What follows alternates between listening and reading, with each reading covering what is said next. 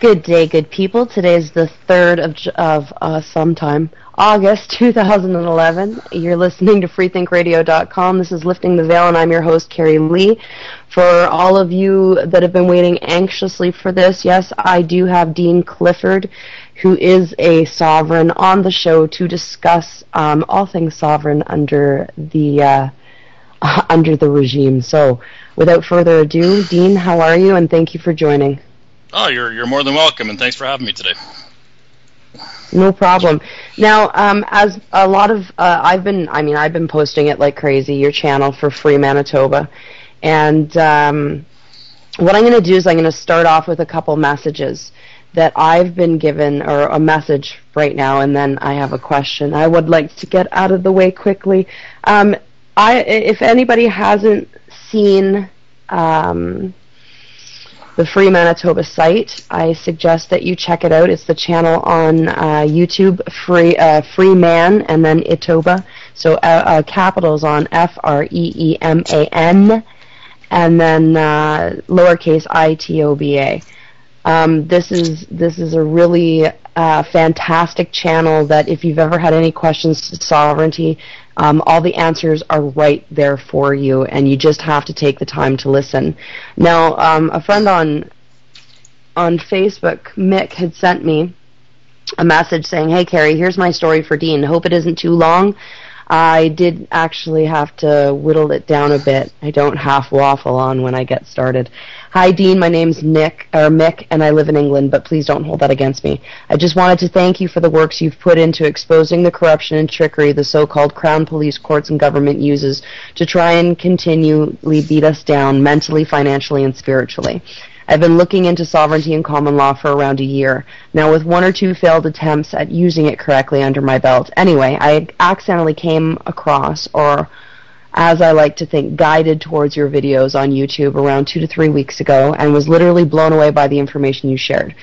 It was as if my soul was screaming at me that this was the real shit, and it just resonated through my entire being. Like Cari, I couldn't sleep after watching them, as the energies I received were far too intense to even think about sleep that night. You were right in your video when you said, your head literally feels like it's going to explode with the endless possibilities. Anyway, it wasn't long before I had the opportunity to try it out for myself. What if any effect it had? So I got the opportunity to test it out that weekend. A friend and I had pulled into town, which is Middlesbrough, UK, to get some supplies for a festival we were on our way to, and we pulled outside to my usual sandwich shop. We were inside for under a minute, and when I came out, there were 2 armed police officers waiting in their patrol jeep. As I walked out, one of them shouted to me, "Whose van is that?" To which I replied, "It's mine. It belongs to my company." Both of them immediately jumped out of their jeep and approached me in a very purposeful way. My van was parked in a restricted area, they told me, and began demanding my details, to which I replied with the usual, am I being arrested, and am I obliged to answer your questions? Anyway, he started to get a bit pissed with me, so I decided that seeing as I'm fully insured, taxed, and with a valid MOT certificate, I would give him my details, adding that it was under threat and duress. They were armed after all. Oh, where did I go? I just missed it. Where is it here? I hate that when you click and it just jumps. They were armed after all. Where am I? Oh, it's a really long one too. Will not be entering into contract with you today, which he replied, "What are you talking about? You don't know what you're talking about." So I replied, "Okay, if I don't know what I'm talking about, how do you know what I'm talking about?" Anyway, he didn't like that, but looked at his partner, nodded his head, and then walked away, telling me to move the van before it was towed away, and over in under 2 minutes tops, no ticket, nothing. Now, Cleveland police are not known for being the nicest bunch of people out there, and this struck me as very odd indeed. I usually end up antagonizing them enough to spend at least a night in the cells, and this was not like any other police pull I've ever had. Anyway, the weekend after, I attended a private outdoor party on a local farmer's land, and the police came at about 3 a.m. to try and close down the noise due to complaints. There were no complaints. The nearest house is 2.3 miles, 2 to 3 miles away minimum. We only had the music on low, so it couldn't disturb the farmer's livestock. Anyway, they attempted to question and search everyone present starting with me. I'm 6'3" and weigh around 220, so I do stand out a bit in a crowd. So when they attempted to take my details, I gave them my name again, followed by the sentence, "I am the administrator for that account, and any contract you want me to enter into with you will be on my terms, not yours." And before they had finished even writing my name down, they looked up at me, then at each other, and then walked away and started using their bully boy tactics on some of the other guests there. Anyway, a couple of them who had seen the way I had interacted with the police told them the same thing and got the exact same result I had. The ones who gave names were taken over to the police van and searched before being released, as nothing was found. Anyway, two of the officers then tried to get all friendly with us and change their attitude, so I began quizzing them on certain points that I had picked up from your videos, and they could not or would not answer any of the main questions that I put to them. Example, their roles as trustees, and one or two other points. And after around 30 minutes, they just got back into their vehicle and let us be. Once again, very strange indeed. I only wish I had my video camera on me to share, but my phone battery had just died. Anyway, I know they were only small victories, but even so, it still felt damn sweet. So once again, thanks for your work in exposing this and in sharing it amongst us. It is greatly appreciated, as I have a good idea of the shit you must have went through to finally get to the stage of knowledge where you are today, as I've been at the receiving end of some pretty rough justice myself over the years, and if you're ever in England, then the first beer and maybe even a few more are on me. Blessings, King, truly a man amongst men, Mick. So that is a letter that was written just for you. So on that, what do you think of that? What are your thoughts? I like that. Definitely understands the concepts by saying if there's going to be a contract today between us, it's going to be under my terms. They didn't like that, so they left. That's fantastic. Yeah, I like that. That's kind of laughable. The only thing you could follow up with there would be to do things like I've had people here say, where the police tell people to get out of your car. Well, okay. They don't actually say the conditional acceptance routine where I accept your offer and the condition this or that. They just say, well, we don't have a contract. If you want me to get out of my car, it's going to cost you $50,000. Right? Yeah. And exactly. They try to make it sound like they don't know what you're talking about, but they know damn well what you're talking about, and they that's the usual routine is, I don't know what you're talking about, or you don't know what you're talking about. Thanks for telling me what I don't know. And they try to make you sound crazy, or like you might be like, oh, this guy, he questions authority, or he thinks he's a sovereign, he doesn't have to obey our laws and all this kind of stuff. But now the things that people have had happen to them when they say things like that to the police should, if the laws were truly enforceable the way they claim, their first response should have been to have beaten you on the spot and handcuffed you, because that's what they normally do.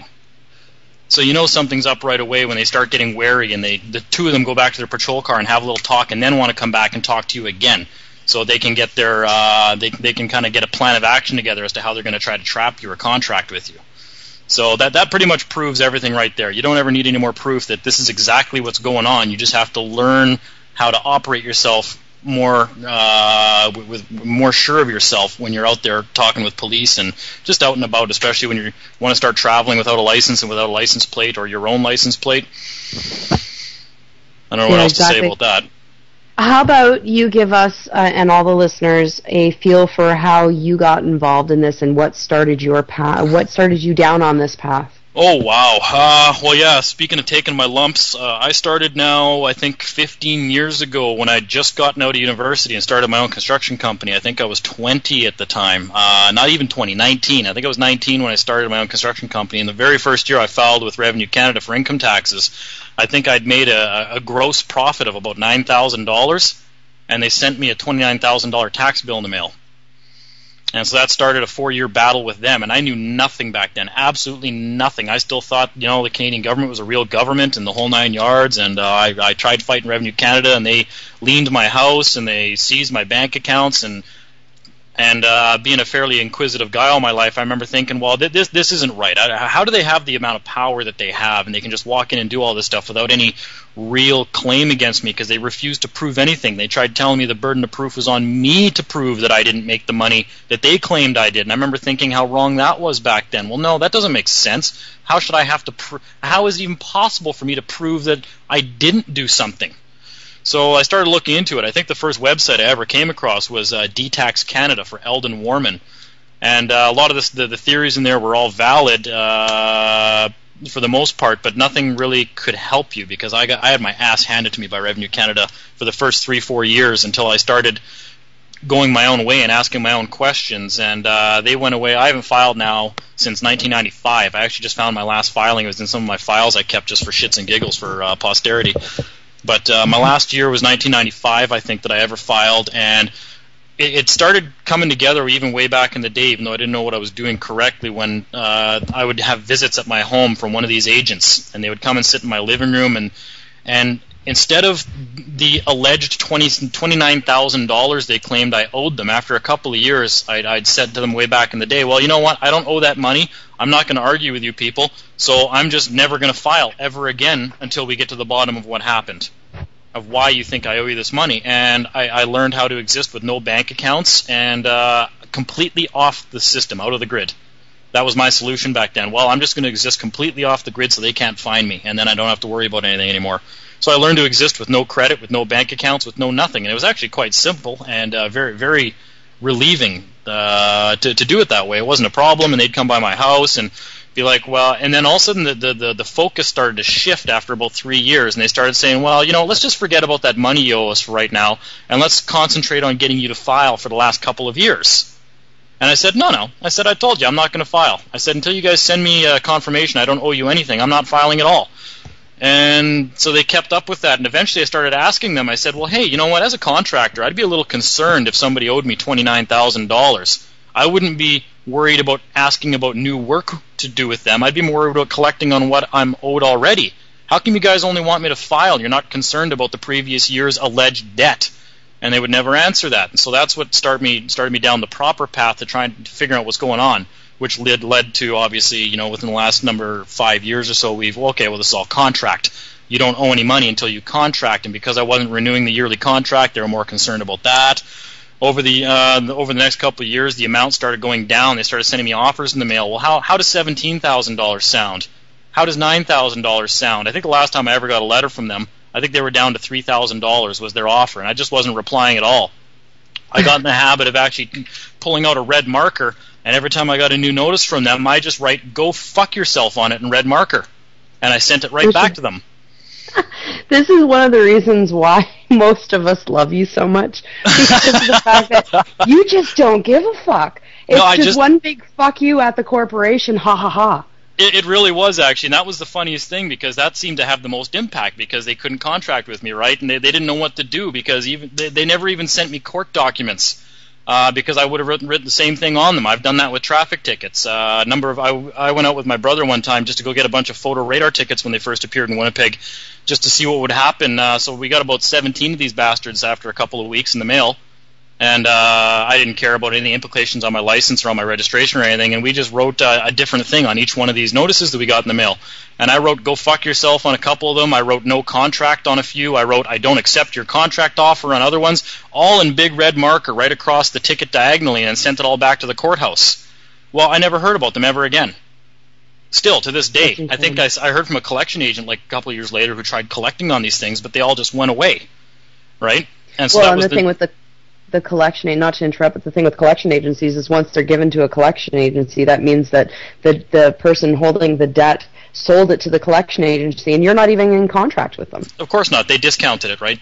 The court's already made, now I know the court's already made the money off the securities that were generated in default conviction for the most part, and they made their money and then discounted the debt that doesn't even exist anymore to a collection agency, which is fraud, because they've already written it off, and they've collected on the security. But anyways, I used to do stuff like that back in the day, and I just didn't give a shit, exactly. And that's because I figured, okay, well, I just learned how to live off the grid anyways, like completely out of their box, so they can't find me. So I'm just not going to worry about this anymore. And I thought I was going to be able to live like that for the rest of my life until the first incident happened, where I got pulled over in Brandon, Manitoba, in the middle of the night on Christmas Eve on my way home for Christmas. And I got harassed by some police who had I had a license and I had insurance at the time. They had no reason for what they did other than they probably had an alert on my file to mess with this guy. And I got dragged out of my truck and I got beaten by about 6 Brandon police officers and thrown in jail for 16 hours for nothing, for absolutely nothing. And then they charged me with obstruction of a peace officer and about 5 other charges. So I just did my usual tactic with that, and I just ignored it for about 5 years, and there was 3 failures to appear for court and 2 failures to appear for fingerprinting by the time they finally arrested me one time, and they got me on a recognizance where if I didn't show up for court, this was now D-Day. Like, I had to actually start learning what was going on and figuring this out and go to court and fight this stuff, where I was looking at 2.5 years in jail for nothing. Oh, jeez. So at that point I figured, okay, I can't just live out of the box anymore. I got to figure out what's going on, and that was about 6 years ago. And I ended up going through, well, the court ended up happening late last spring, about 1.5 years ago, and I knew enough to go in, and after three days in court, not really using arguments, but it turned out to be the best experience of my life, because I got to actually see the operation of the court and what was having an effect and what wasn't, and what was really happening. So it's impossible to really figure things out unless you actually throw yourself right in there, and it's a whole trial by fire. But I ended up walking out 3 days later with, I think they went through three crown attorneys on me. They had 2 removed from the case. They wound up with their third one, a senior litigator who actually ended up being respectful to me, at least, finally. And they discharged everything against me after the 3rd day. They convicted me of all the charges, which I thanked them for. I said, thank you. I said, they found me guilty, and then I just stood up and I said, well, thank you. I've been trying to plead guilty to the facts for 3 days now. And they said, well, but we're gonna discharge everything right away. I said, I don't care.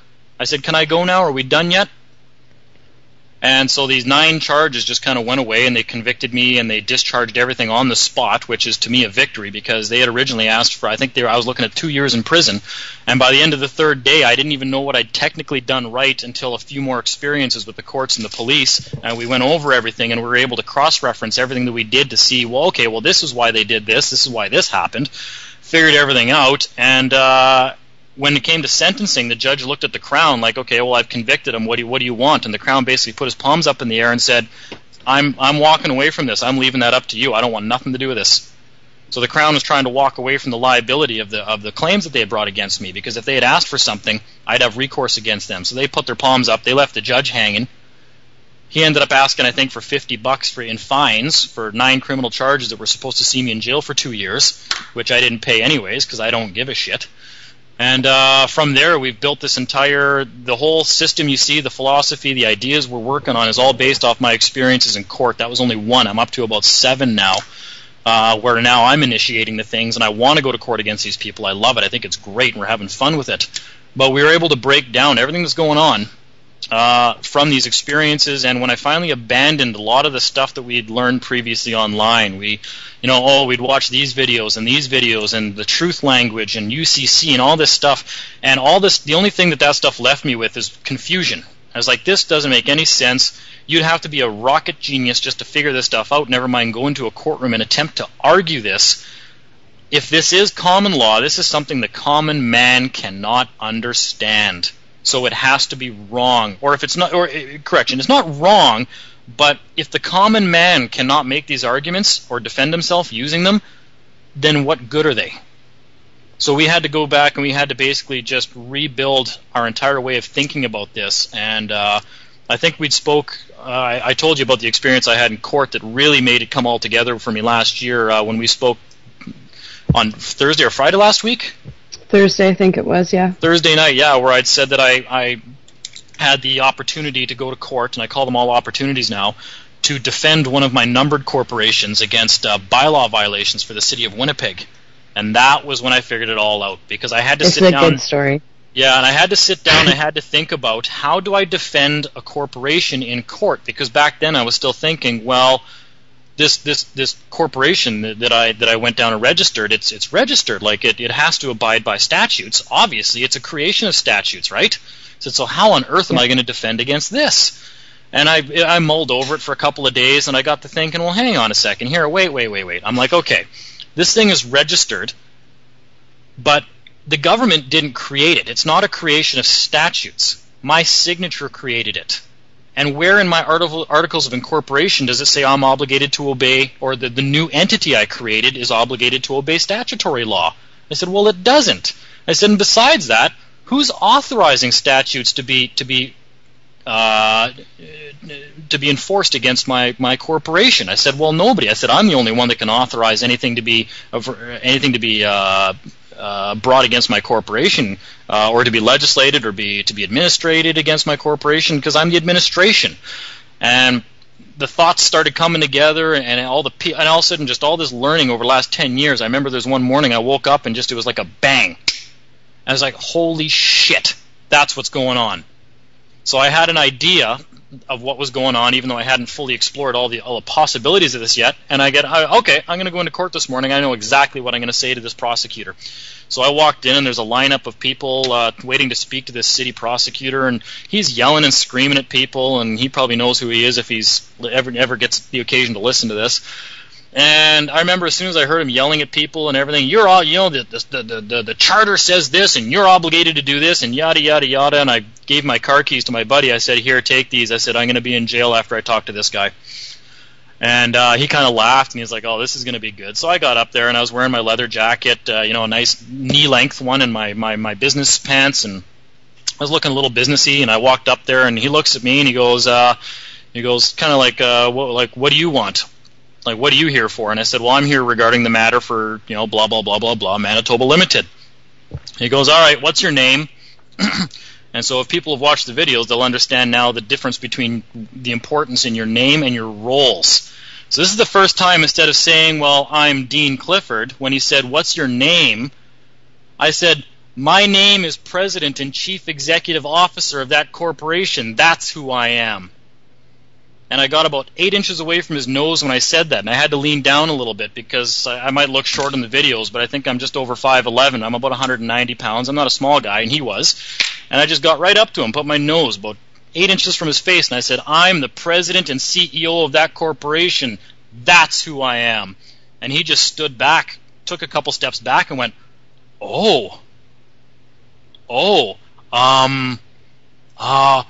right, and boy, you've never seen an attitude adjustment on an individual like this in your life. And so that's what made me realize, okay, you know what? It doesn't matter what my name is. What role am I here in? What capacity am I? And that's when, as soon as I got back home, and I sent a letter off to him clarifying everything, and he stayed proceedings and wouldn't touch me with a 10-foot pole after that. I broke everything down from that point and reversed everything and went all the way back to, okay, where is the beginning of this so we can rebuild the whole model that I work with now? And I broke it all the way down to man. I said, okay, we all know we're a man, so where does everything else come from? And then we built backwards from there and figured out, okay, this is where the name comes from, the legal person, so what's our role in that name? We figured out what the fact that, a legal person that's not you, obviously. It's something you created. How was it created? Well, it was created by an agreement between you and government, so obviously that's a two-party contract now, and what are the roles of this person, and trust law, and it all just blossomed from there. And it's right when it's so simple that everyone can understand it, because that's exactly what it is. And I started going out and teaching this to some of the people that we had already involved in groups with here in Winnipeg, and as soon as I started talking about this, they all just went, holy shit. And everything clicked for them. They started understanding it, and since then people have been contacting me and saying, yeah, as soon as we understood a little bit of what was going on, we brought up these 2 points in court, and no one wants to speak to us anymore. Yeah, well, see, that's the thing. And that's the thing for everybody that I've seen that's listened to your stuff or watched your videos. They're sitting back and going, why hasn't somebody explained it this way before? This we understand. This we can work with. There's no riddles. There's no hoops to jump through. We get this. And why isn't it being shared? Now that we've got that why part over, we have you sharing, and we're grateful, and we thank you. Now we can be a little bit more independent in doing it ourselves. Unfortunately, it takes for that one person sometimes to get the information out there in a way that is, communicable. Is that right? Oh, whatever. But if you do it in a way that you can relay the message to the masses, which is something that hasn't been done yet from what I've seen, because I have not seen the response like I've seen to your videos. Yep. Well, and this is the other part too. Is everybody used to contact me and I know a lot of the other people too that are teaching certain concepts, and I'm not going to say whether or not certain concepts are valid or not valid, but everybody always wants to know, well, where'd you get that information from? Who wrote the book on that? Or can you prove anything you're saying? And I always like to tell people, it's like, well, the first concept you have to understand is that there is no definitive authority on your rights other than God. Like, you're the sovereign. You're the one that dictates your rights. You dictate how your life is going to go. Like, everyone wants this book somewhere that's got a signature on it by somebody that said, yep, he's right. And that doesn't exist. The whole point of being a sovereign is the fact that, aside from being subject to the laws of God, you're subject to no man. Yeah. I have a suggestion from one of the listeners. I don't know if you've ever seen the RSA videos where it's a hand drawing as someone's talking. They've suggested that you do like a cartoon type way of explaining that. So if there's anybody out there that's listening to this and has any knowledge in this kind of thing and would like to help Dean out, get a hold of me and I'll send you to him.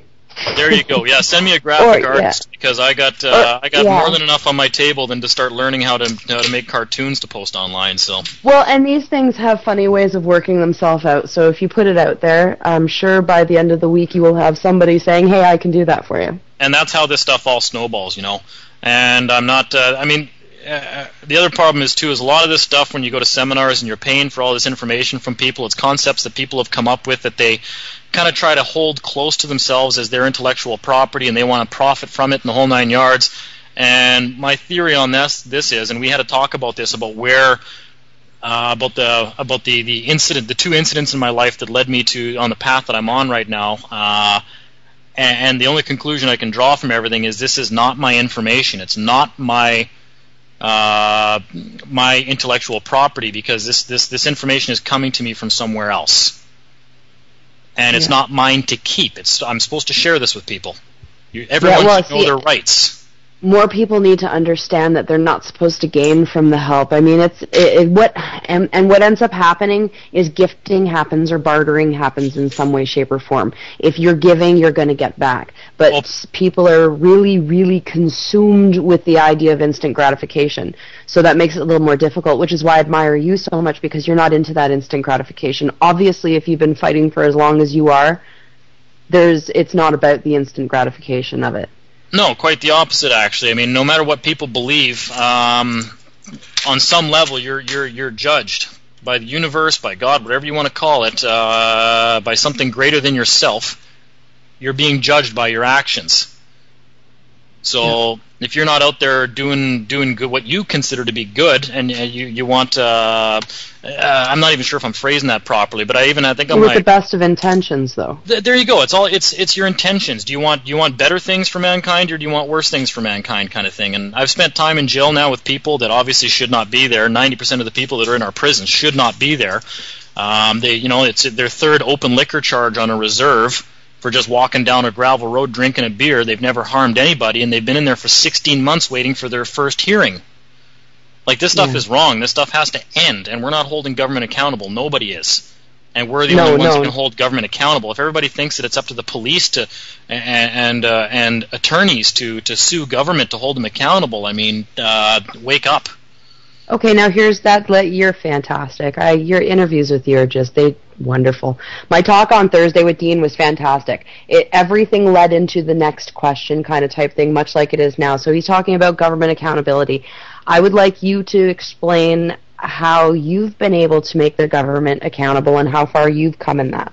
Yeah, we're still meeting, obviously, a lot of resistance because you got to remember, once the gig is up, the gig is up. So these people do anything and everything they can to cover up their crimes.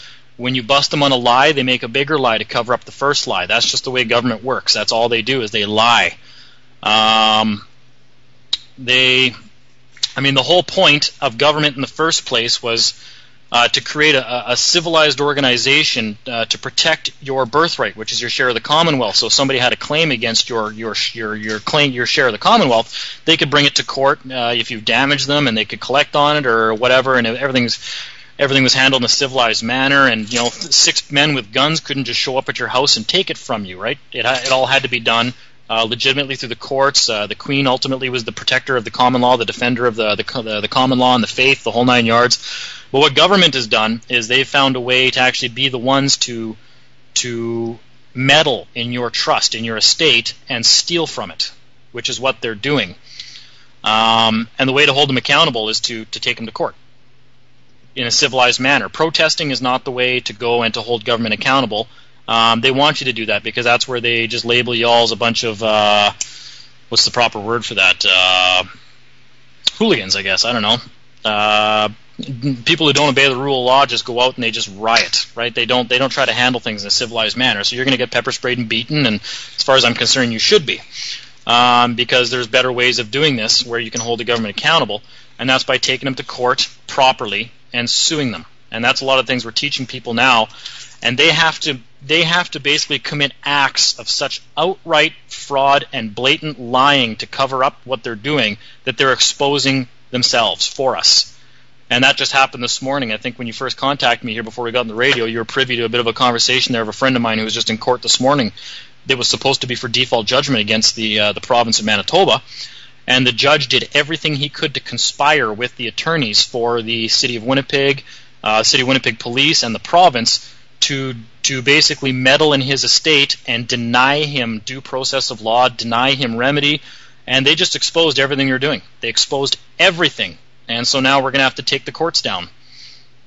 And once people understand what's going on, you do have remedy. There's always remedy. There's always a higher authority to go to, but you have to express your injuries. You can't write a letter to your member of parliament and complain that you were mistreated, okay? You got to swear out an affidavit of what the police did to you, and you have to serve it on them and let them not reply to it. And then you have to sue them civilly. In Manitoba, it's Queen's Bench. In Ontario, it seems to be Superior Court. Wherever your Superior Court is, in the province you live, in the United States where you live, anywhere in the world where you live, especially Commonwealth nations that are technically allegedly under what they call the Crown, you have recourse and remedy. And people bitch to me all the time. Well, you know what? Oh, like they're abusing my rights, and I can't do anything about it. But all you have to do is go and read the rules of Court of Queen's Bench. Read the rules. Go read a book. Read the Criminal Code of Canada. Go buy a copy. It's $20. And instead of watching TV that night for 8 hours, read a book. I canceled my cable 14 years ago. I have not watched a TV show except at a friend's house to be reminded of how stupid it is. I have not watched a television program. It's unbelievable how mind-numbing it is. Read a book. Go read the criminal code to understand how their courts work. The court process is right there.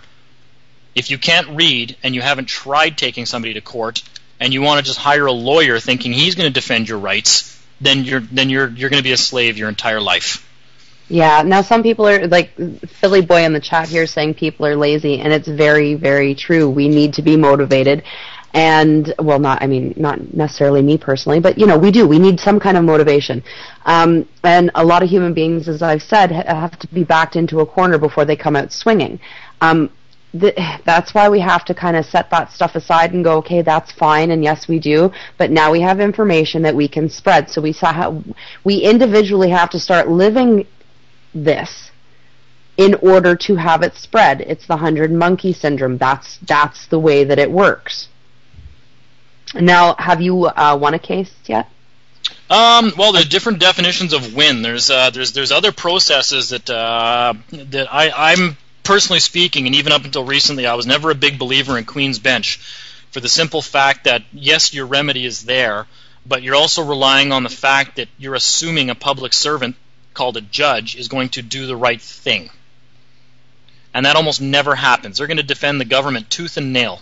Period. Even when the government hasn't defended themselves, the judge is going to try to step in and defend the government for them, which is a complete violation of due process of law.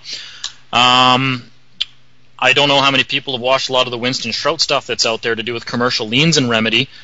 I learned all that stuff years ago, and now I've applied a lot of it. And the problem is,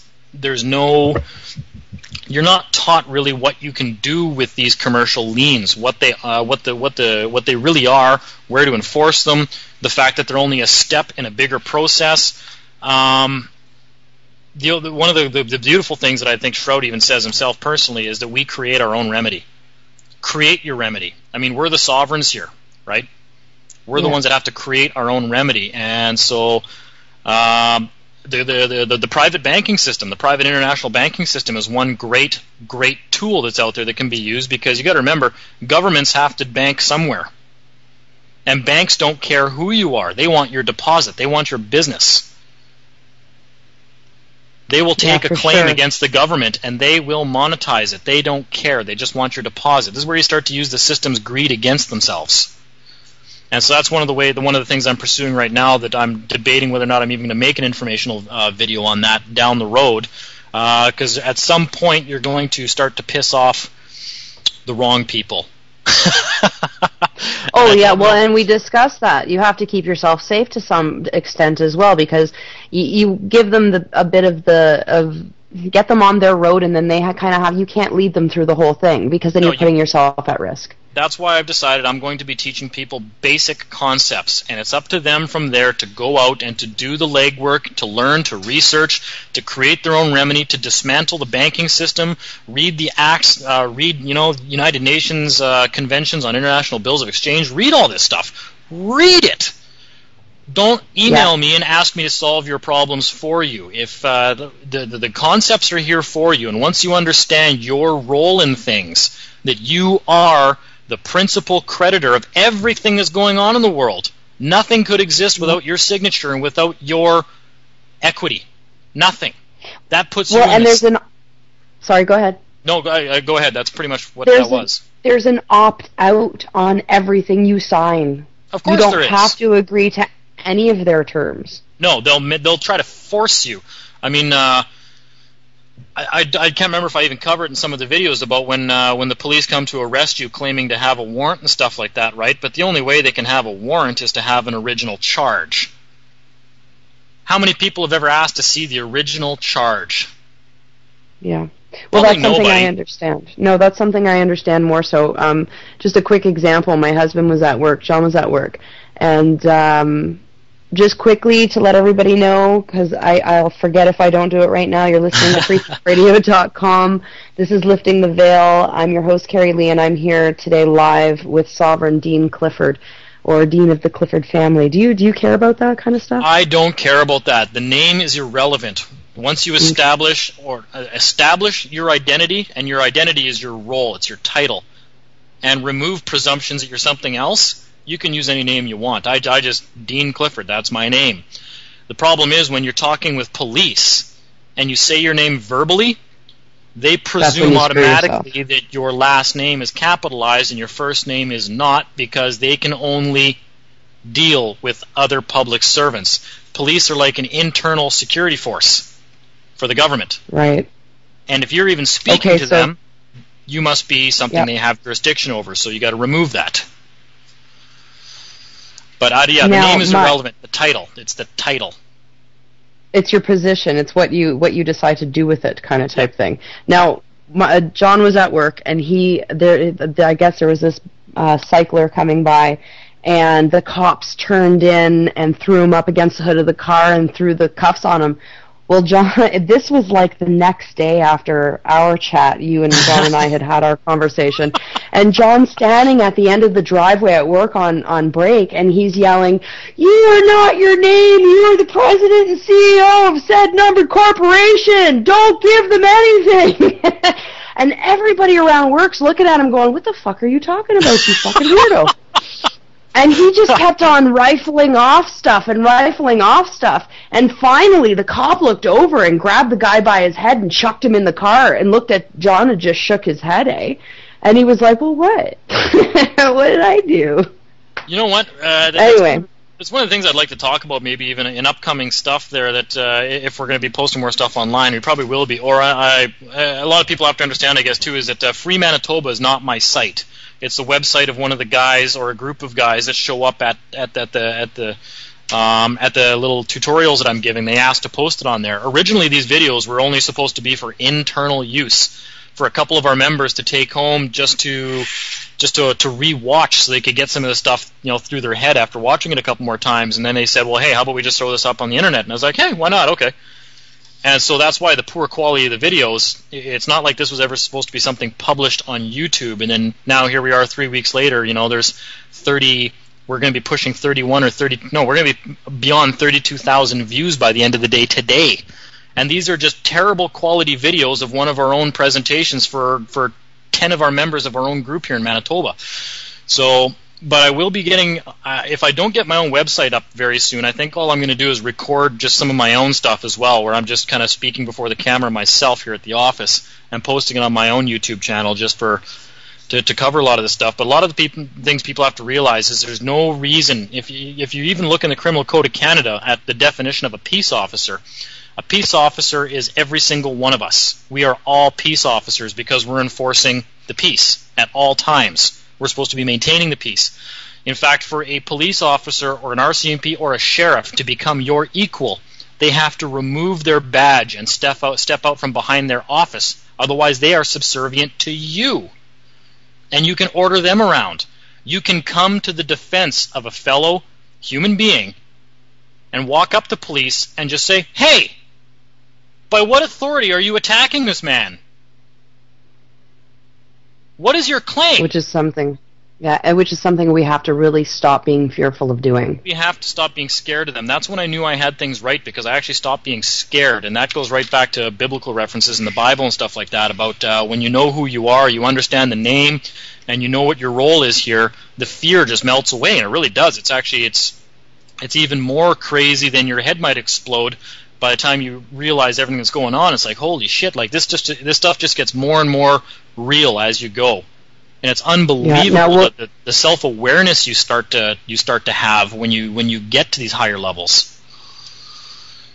We're going to get back to the biblical references in a bit, but I'd like to understand your knowledge of international laws a little bit more. What do you have to say on that subject? Well, international laws, if you basically what is a nation, right? That's what international is. It's just a group of nations that have come together. So what's a nation?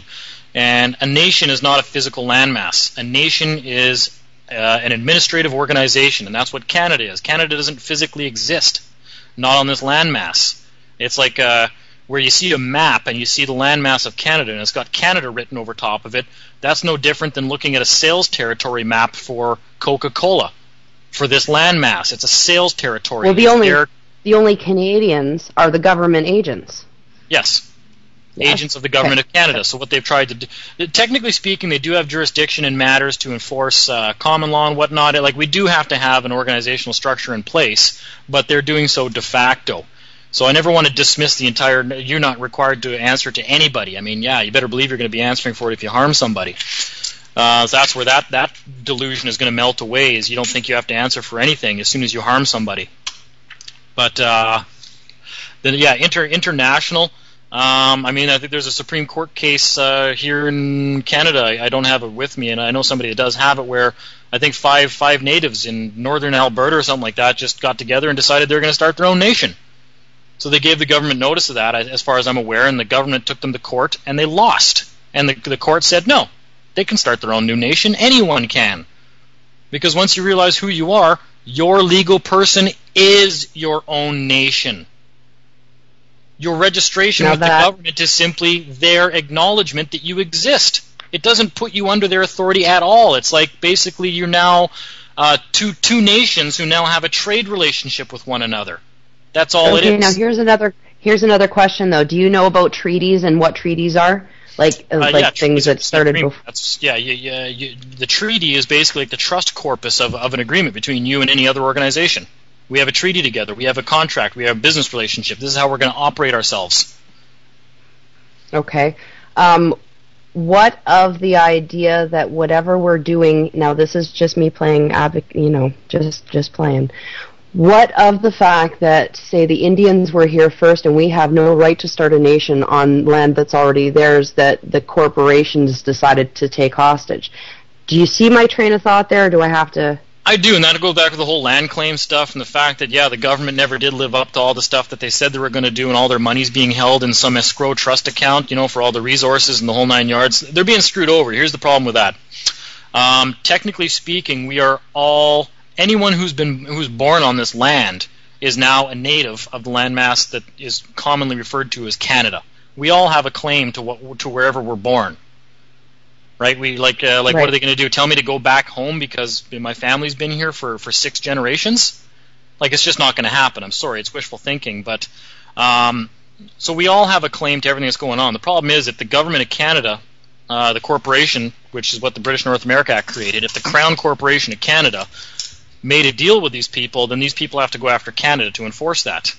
That's not our problem. It's not our responsibility. It's their problem and their responsibility, and they're starting to do that now. I think down in Ontario and the Squamish out in BC, they're taking back what's theirs, what was promised to them in their treaties. There's so much to go through to figure out everything that's gone on. I just don't bother. Mm-hmm. I don't care anymore. All I can do is I can say that I'm here, I exist, and I have the right to life and to my share of the Commonwealth of whatever's going on around me. Excellent. Now, I have a friend who is Indian, Kami Kakanu. Am I saying that right? Kami Kakanu, I think so. Anyway, he's asking, would you agree that treaties 1 through 10 are treaties? I don't even know what those are.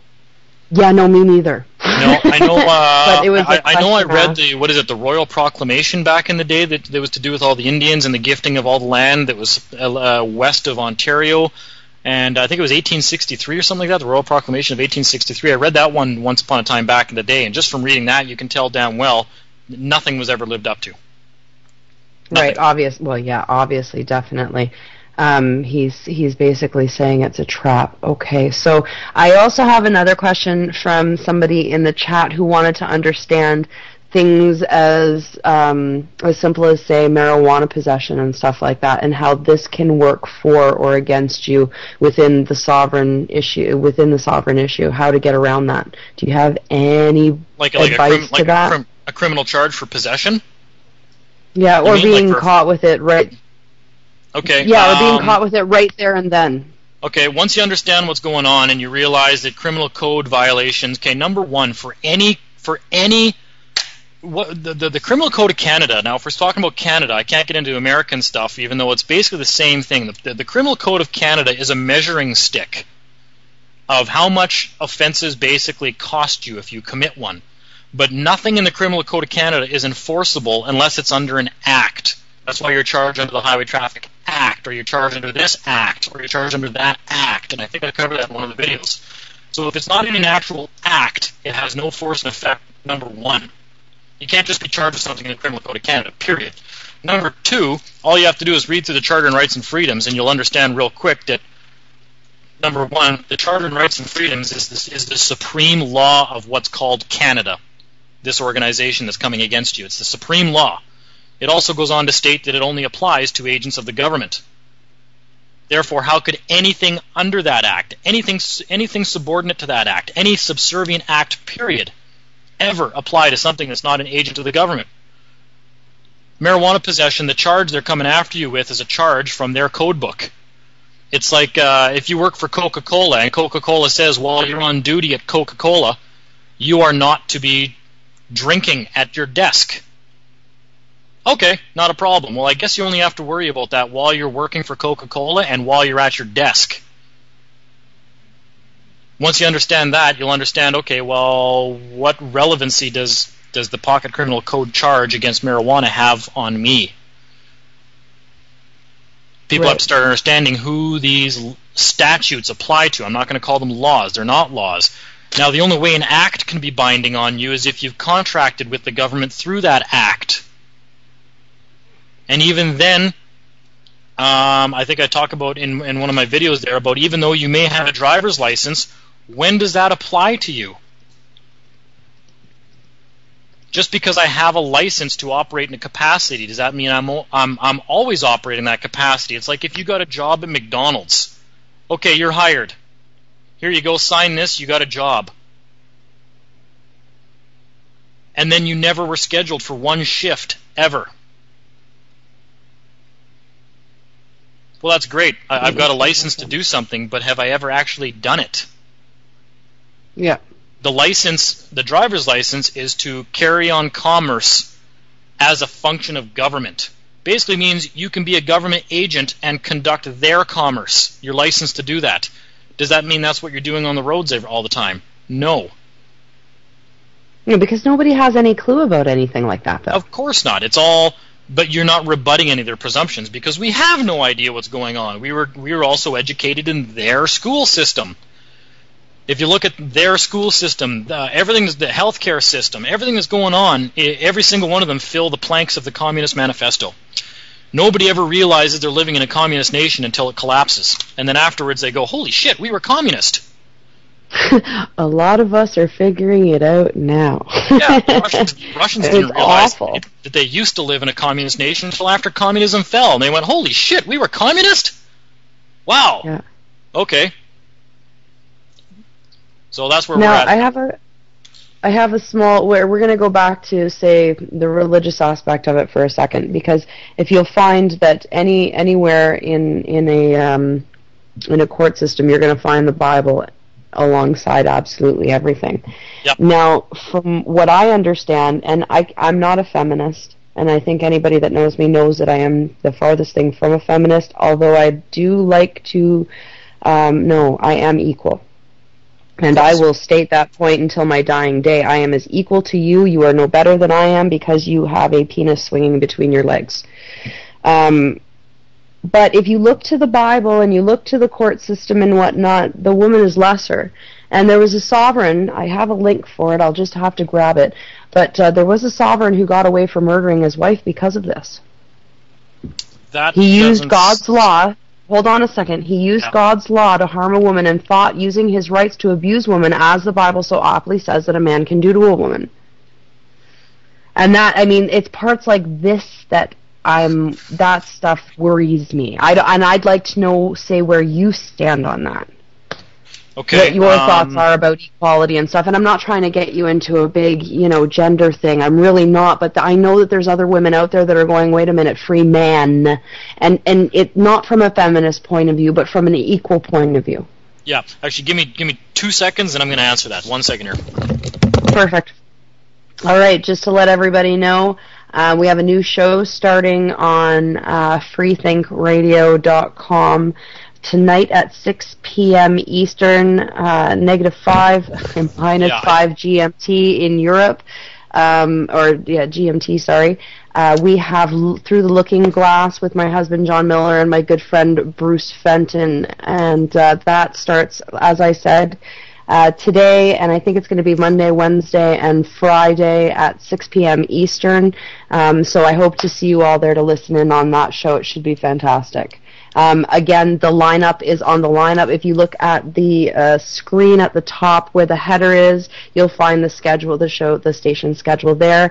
We have some fantastic shows on the station. Actually, they're all fantastic, and I'm not just saying that because I'm one of them. But no, they are. They're all good shows. Everybody's going to get a little bit of something out of all the shows there. And welcome back, Dean. Hello. Okay, so I'll address that based on the fact that I know nothing to do with this court case, and I'll tell you that what I would take away from that is the same thing as the O.J. Simpson trial, is the arguments that were probably made by the guy who killed his wife were made in a court scenario where the state was bringing the charges and the claims against the man. The state cannot be an injured party, so as soon as he started bringing the Bible into the courtroom, he took the state's ability to convict him away from them.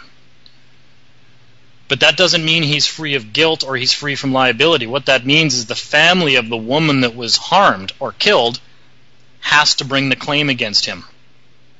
Just because the state can't bring the charges anymore, which the state should never ever be bringing charges against somebody. They have no standing. They're not an injured party. Right? And that's the same thing with OJ. He got away with murder for the criminal charges. Did that save him in the civil side? No, he lost everything. He was still guilty over there. Just because the state couldn't prosecute didn't remove him of the liability of his actions. Right? So people are probably going to mistakenly believe that that's because the Bible said he could kill his wife. I really doubt the Bible says he can kill his wife. Well, no, it's not that. It's about the idea of woman being subordinate under man. Yeah. And that's my concern, because I mean, it's not that I want to get my back up, but I mean, between what we live in right now, feminism is destroying femininity, and the Bible's destroying the equality. This is just from my perspective. I know people share my thoughts. How do you regard the idea of man and woman?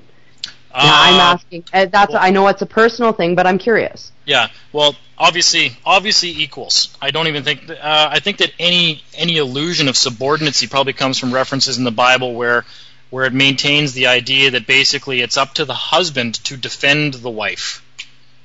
That's why they have lesser standing when it comes to court matters and accusations and all that kind of stuff, right? Because not just that, the fact that everything that we endure is punishment, from our menstruation cycle to our childbearing. That's some type of punishment. It's right from Genesis, we're shown as being lesser. And almost on the evil side of things. Do you know what I mean? Yeah, I got a friend who knows a lot more about that, and he's explained to me the stance in the Bible to do with the original sin and the whole 9 yards, and I just really, I couldn't comment on that even if I wanted to. And That's cool. I just wanted to throw it out there because I knew it was a question that some people wanted answered, and I was curious. So thank you for at least making the attempt. Yeah, no, I do know something about that. Not enough that I could actually speak about it though, and that's to do with the garden, the garden, and the original sin and the whole 9 yards, and what happened there. I know somebody that could sit down and explain that to you ad nauseum for 8 hours, but I wouldn't want to bore anybody with that. Right. No, that's good. See, and I admire the fact that you can sit there and say, I'm not even going to begin to touch on that because I know a little bit, but not enough. See, when Dean knows what he's talking about, he doesn't stop talking. And that shows strength of character right there. And I don't mean to tote you, but I mean seriously, that's huge strength of character, and I appreciate that in an individual. Let's see, where do we want to go from here? Where do you want to go from here? What would you like to conquer next? I'm not too sure. I would say that, to do with the man and woman stuff, though, I'll just make one more brief topic on that, is I do think it is the place of the man, though, because, I hate to say it, we do have gender roles. Men are just usually more physically strong and more physically strong of character than a lot of women out there. And I do think it is one of our roles, and that's why when you're and I don't say marriage, because marriage is a corporate term, but when you're joined in matrimony, and you become your wife, and your wife becomes you. You are one and the same. You're inseparable.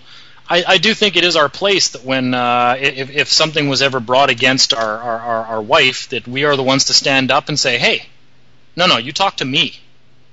Yeah. You have a problem. You talk to me. It is my place to deal with these kind of matters. And I'm really okay. I don't think that's sexist or demeaning to women. I just think that's because we have more capacity to deal with these kind of issues. Maybe. In a physical way. Back in the day. In a physical way, yeah, probably, yeah, definitely. I'm an outspoken woman, so I usually take care of my own, and then John goes, why don't they ever attack you when I'm around? Because they know you'd kill him. Exactly. You'd kill them. That's why. Equality of mind aside, how many women hold the belt in the UFC? We're just physically stronger. That's not even sexist. That's just, obviously we're bigger and we're powerful and we're more intimidating. Usually. Yeah, no, definitely. And I don't have any desire to look like somebody like, say, China. I have no desire to change my body to eat that. No, thank you. Yeah. Now, I have someone in the chat and on a private message saying that it's about territorial rights taken away from the feminine through the dominion of man, which is pure international law. I don't know if you want to touch that at all. I don't know. I do know that basically any idea that women are subservient to men is more so Catholicism than anything else. Yeah. Okay. So, well, moving along. Yeah, and then you move along on... Sorry, go ahead. Yeah, no, we can move along on that. I don't have many comments to make on that kind of stuff. No, that's awesome. I'm glad that you... Any man or any woman who learns his rights can walk into court and can hand them their asses. And that's what you're most concerned with. Absolutely. It's got nothing to do with who I think to be the lesser sex or anything, because I don't think there is a lesser sex, but if you know your rights, society exists in a civilized manner today. We have these courts to deal with these matters in a civilized manner where you can walk in where you're supposed to be free from intimidation to speak your mind and enforce your rights. So anybody that knows their rights can enforce them, period. Yeah, definitely, and that's very admirable, and I thank you, and I do apologize if you feel I backed you into a corner. That wasn't the intention, but Absolutely it was just something that needed to be touched on. Now, as far as let's see,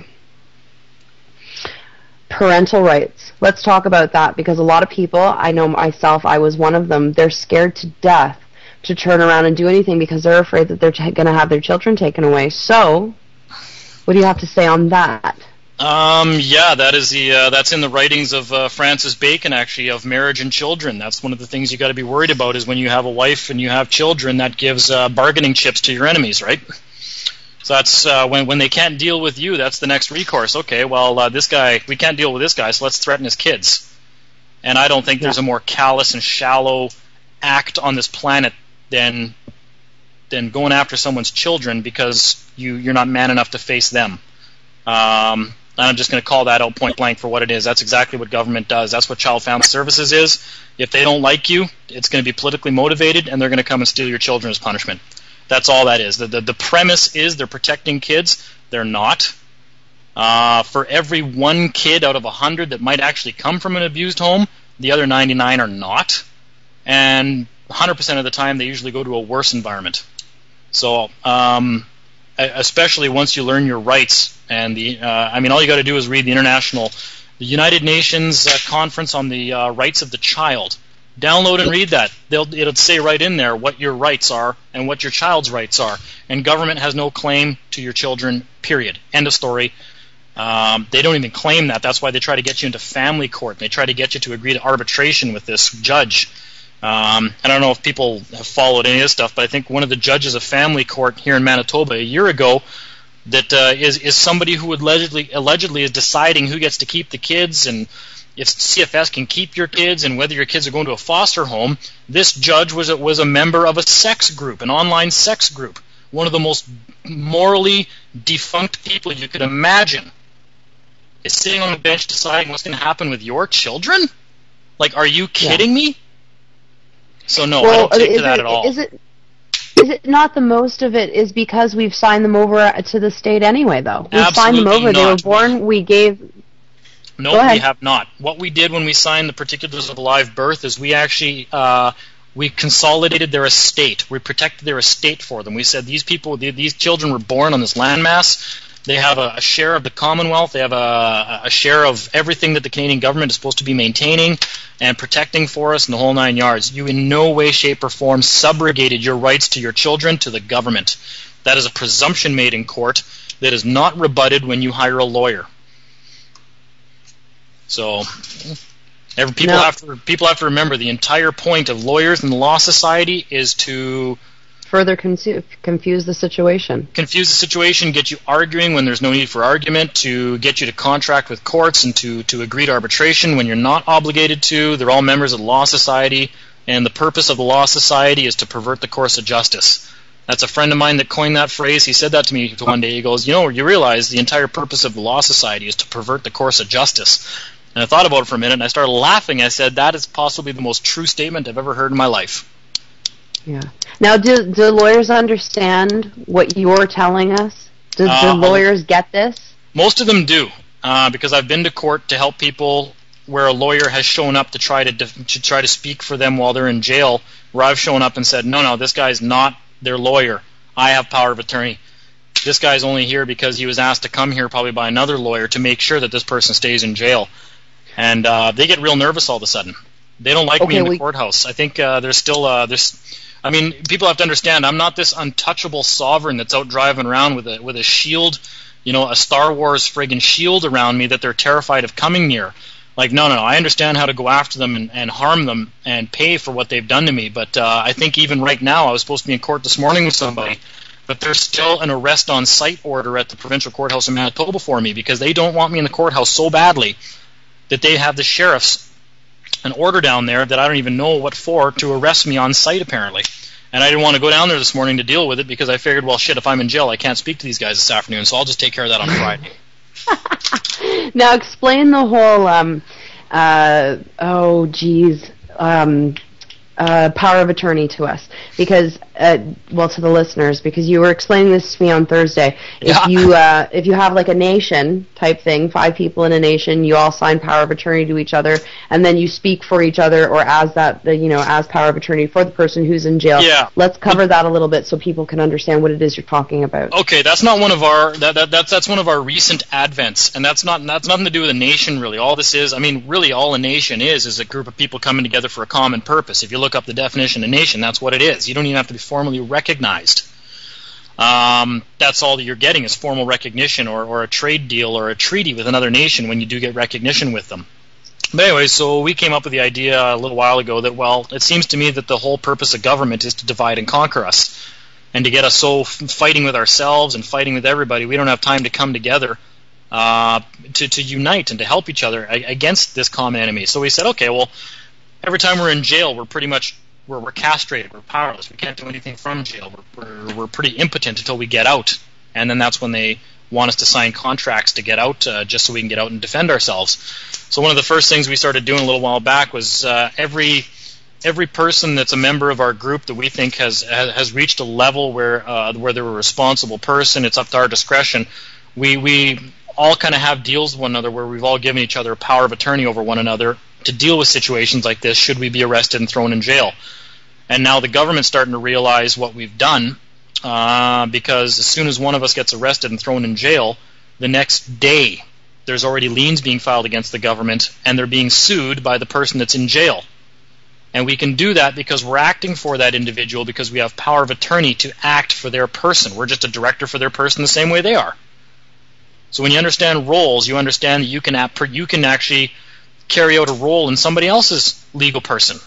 They can appoint you as a director. They can give you power of attorney to act as them. They can give you the authority to do what they would do if they're incapacitated. So that's exactly what we've done now. So we want government to know that they should start to fear the fact that if they simply arrest us and throw us in jail knowing that we can't do anything, that's now changed. That's not the case anymore. Now we have a group that basically steps up and says, no. We have our own United Nations now. You've attacked one of us, you've attacked all of us. And everybody comes together, and we just have a paperwork storm going on. And we have papers filed the next day. So I think that's got them a little more wary now. And I like that kind of stuff. Yeah, no, for sure. Keep them on their toes and running scared is probably the best thing that you could be doing, or that we all could be doing. Now I have another question here that was sent as a message from Peter. He asks, I've got many different answers from different people. I'd like to know about crossing the border into the U.S. or other countries as a free man. Yeah. As a sovereign. We were going to experiment with this recently, but it's a matter of how many times I want to go and start poking people and wind up in jail just so I can prove my point. You don't need ID to cross the border. The border isn't real anyways. It's a physical mark between the two independent nations, but there's plenty of stories of people who cross the border with their name written in a Bible. All right? Make up your own ID. I do believe in giving notice of who you are when you're out and about, like I cover in one of my videos. Like if I was to cross the border with my license plate and my ID, I'd probably have a hassle. I'd probably have a real tough time of it the first time. They might even arrest me, guns drawn kind of stuff, and I'm really not too worried about that. We have to start making these people become accustomed to the fact that we know what our rights are now, and we're going to start enforcing them. And the first time it happens, it's going to be a mess. You're going to be challenged. You're going to get in problems. You have to know who you are. Don't do it unless you're prepared to do it. You may want to send notice to the border that you're coming, to the State Department if you're going to go to the United States. Hey, just so you're aware, I'm going to be coming across the border on this day. This is who I am. I'm going to have my own license plates. I'm a sovereign. I'm going to make them aware of who I am at the border. If you detain me for unreasonable means, an unwarranted action, you don't have a claim against me, or you're just not going to let me across because I'm not an American citizen, that's not their land anyways.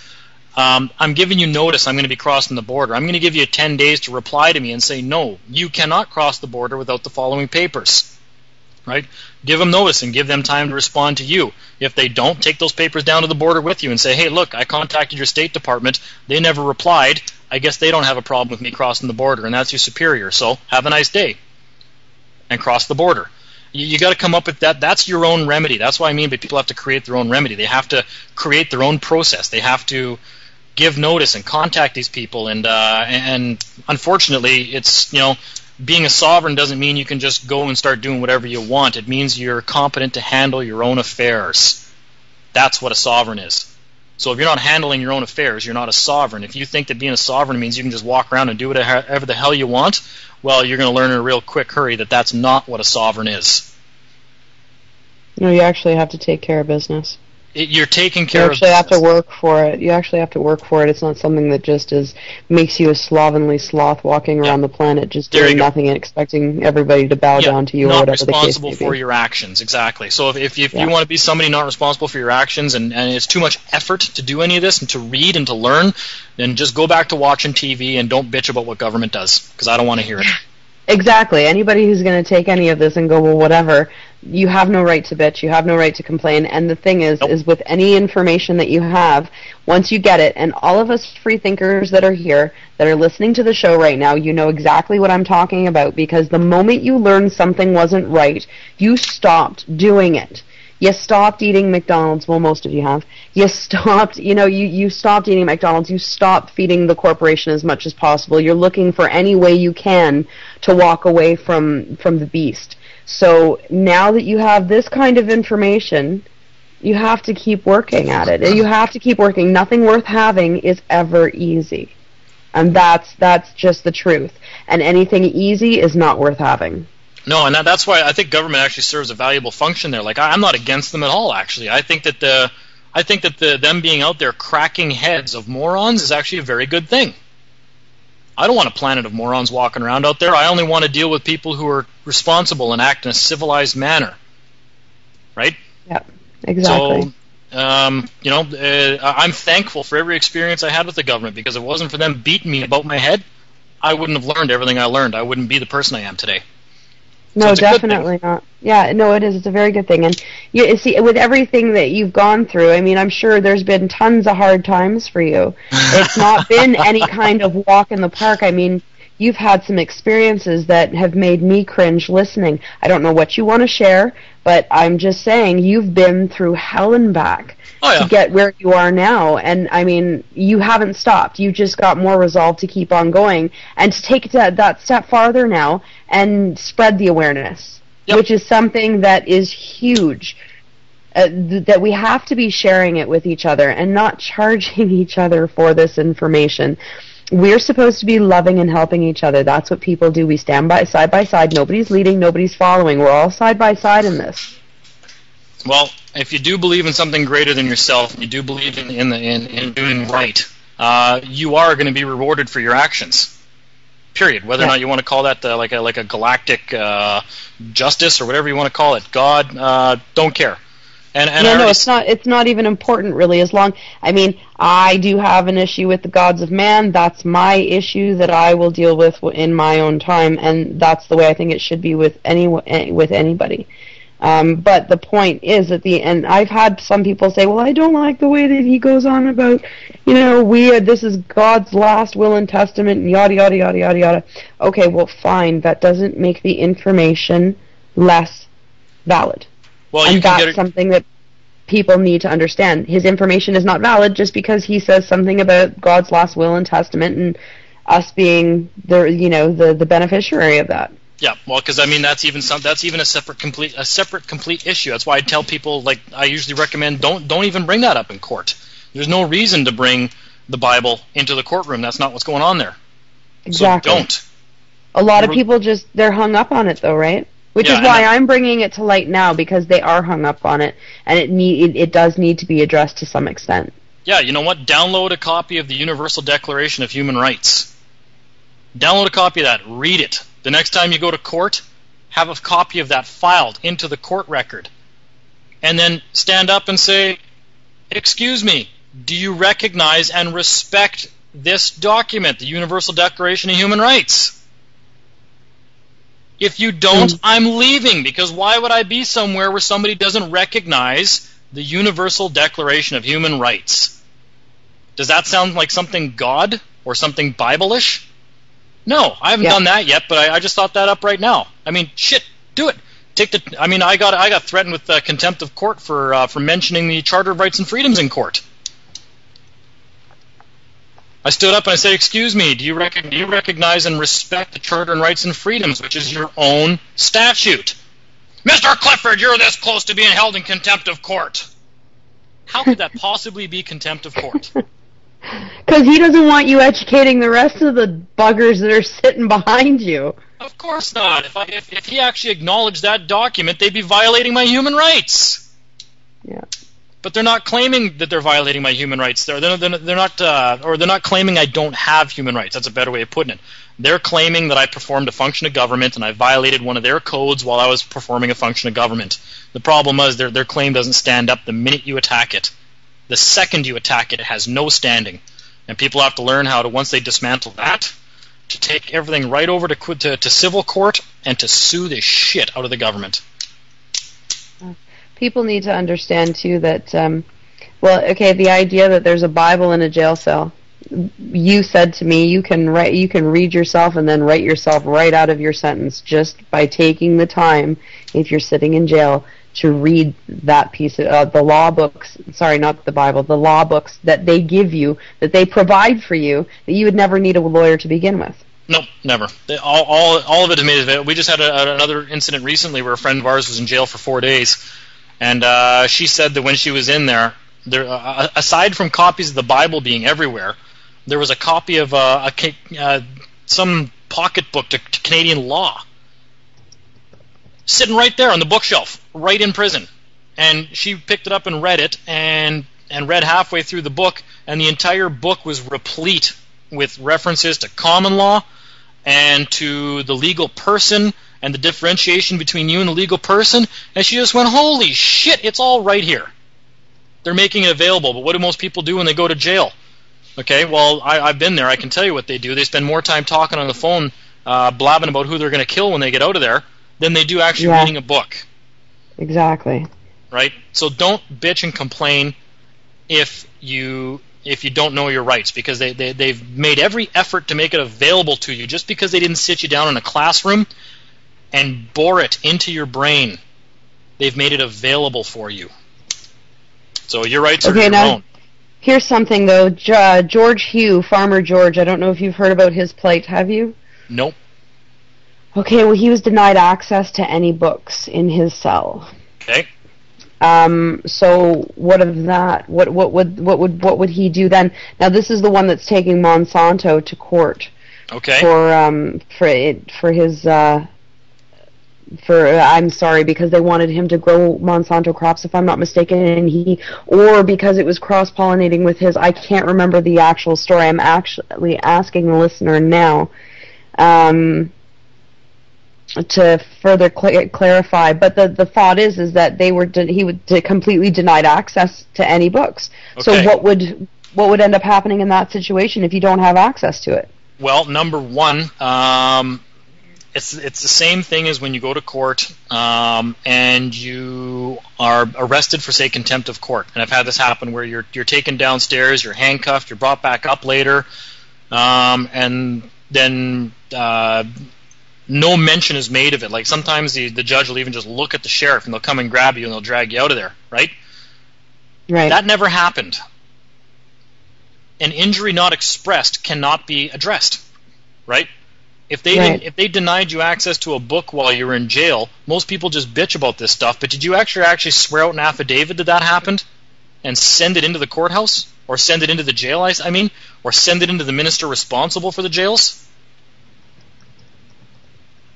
Nobody ever actually expresses an injury. Right. Swearing out an affidavit and sending it in somewhere and then having them not reply to it, right? We have to express these injuries, and we're not. And expressing doesn't mean that we bitch about something that happened to us on an online blog and expect a politician to read it somewhere and then take up your crusade. Okay, right? Now the situation here is that Farmer George, his crops were infected with GMO carried by the wind. He's refused to give a plea and has been held over 90 days in solidarity. Okay, good. Then if he had somebody there with him helping him, like an organization like we have together now, somebody would have filed a writ of habeas corpus already on the courts to find out why he's in there.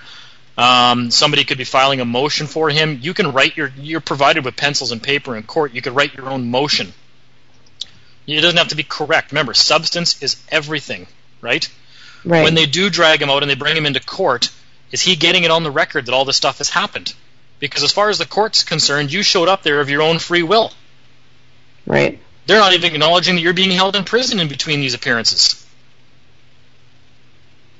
Now I have another question here. asking about the changes of the Declaration of Human Rights. Yep. What is your just ask about the changes of the Declaration of Human Rights? What do you have to say to that? There's been changes?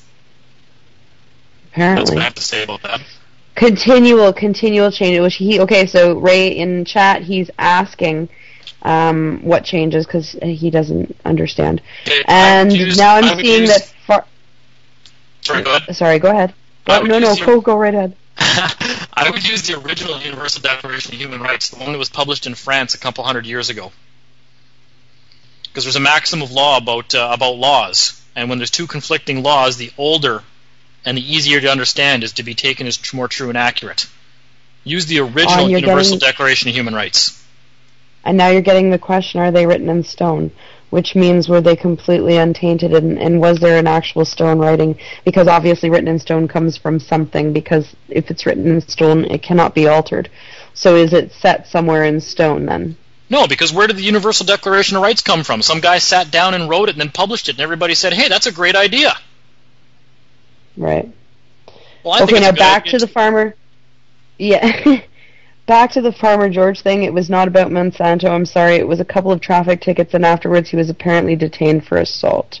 So I don't have enough information about this, and I apologize. I'm going to send the information to you, and you can look into it if you'd like to, and then get back to me in a private talk, and then I can update people on that. I have a YouTube right here to send you. Okay. Somebody in his area, wherever he lives, can go down and they can file a writ of habeas corpus in that court file. You do not have to be an interested party to file a writ of habeas corpus for someone that is in jail, because it's actually our duty as men and women to protect other people. And that means when somebody's being held in jail with no family and no friends on the outside, it's actually our duty to go in to help that individual. Yeah, and too many people. Sorry, go ahead. Yeah, writs of habeas corpus are meant to be filed by anyone. Anyone who says, hey, that guy's being held without charge. Nobody has ever taught any of these things, though. This is the idea that we are not educated. We're educated by the public system that does not want us to know anything about how we are to protect ourselves against the government, because the government's our nanny and watching out for us and will always take care of us because we obviously cannot take care of ourselves. Yeah. And you know what? People have to get mad about this kind of stuff. You got to get worked up. What's that movie, Network? There, that where I want you to get mad. Yes. Yes, and that's exactly. true. You got to go down. You got to go down to these courthouses, and you got to take witnesses with you, and you got to walk up to one of the desks where you're going to file a motion. You got to claim a sheriff as a witness and say, go to the sheriff's station. Sheriff, I have a problem. I need you to be a witness for me and stand under your oath of office as my witness. Can you do that? And he'll say, well, yes, of course. You come down to this desk with me right now where I'm filing a motion for somebody who's being held in jail without charge. And you walk down to that desk and you get fucking mad. Say, you file this fucking writ. You file the fucking thing. That's your job, public servant. This guy's being held in jail without charge, and it fucking offends me. I'm a member of the public. This is a free country. We're all free people here. Get mad at them. Yeah. Well, and that's the thing that you've done. You've basically you're polite until and respectful until you see that they are not, and that they try and turn the tables of stupidity on you, more or less. Yep. And ignorance is something that just can't be tolerated, because that's what they try to do. They either try to belittle you and make you feel like you're some kind of idiot that has no clue as to what they're talking about. There you go. I mean, and somebody could just easily say, okay, you know what? I've got my witness right here that just saw you denying or refusing to file this writ of habeas corpus in a public court file. I'm going to have him swear out an affidavit or be my witness. I'm going to take this to Queen's Bench. I'm going to sue the shit out of the province or the state or whoever for human rights violations. I'm also sending a complaint to, and this is one I love that I haven't used yet personally myself either. I haven't had occasion to yet. I'm hoping the government wakes up before I really got to get involved in it. But send a complaint to the military, to the Provost Marshal, or to the Lieutenant Governor, the Governor General of Canada, in the form of an affidavit. Say I have a complaint about a human rights abuse, a human rights violation. You had better do something about this. Why aren't people doing this? Because we're bred unfair. We're too self-absorbed, too. Oh, I don't want to get involved. Well, and apathetic. Yeah, they'll come down on me next. Good. Let them come down on me. I dare you. Yeah. Well, that's like somebody said to me, like, are you ready to be ostracized from society? And I went, I already am. I don't believe in half the things, more than half the things that all you people do. I can't sit in a school parking lot and talk to any of the other mothers there because it just makes me want to pull out my hair. I don't like to go shopping. I don't like to consume. What I do like to consume is not something that anybody, like, that's law-abiding appreciates. There's so many things that makes me anti-conformist that how can I possibly? And I don't know. Yeah, I'm actually reading on the message down here on the point that was just made here a minute ago about if you think about it, names are made up of words and can't be properly defined, so they are irrelevant. Right. On the little message board down below, and actually that's a great point I'd actually would like to make to expand on actually. We obviously need speech to communicate with one another and express injuries, but how many people have defined the words they're using in any complaint they're making against the government beforehand? This is how I define my word. This is how I define injury. This is how I define person. This is how I define this. If you have a different definition, you tell me what your definition is, and I'll tell you if I agree with you or not. Right? You have to agreement of the parties. That's what law is. That's what a definition of a word is. It's agreement of the parties. A pen isn't a pen until you both agree that's what it is. So people are going to court without even getting any agreement from their adversary of what definitions of words they're going to be using. That was in one of the notices I sent to a prosecutor a year ago, where I said, my definition of fee simple is in Black's Law Dictionary, where it says I'm the sovereign authority over my property. Do you have a different definition? Okay, well, that never went to court. No, because they had nothing. Their definition was different, and it's not my definition, and I told them I don't give a shit about your definition. Simple thing. Now, another thing that's been brought to my attention is that corpus juris secundum is a secondary law of the land, which is crown or common law. Where's the first law? The first law, it tells you right at the very what Canada, the nation of Canada, recognizes as the first law is the first line of the Charter and Rights and Freedoms.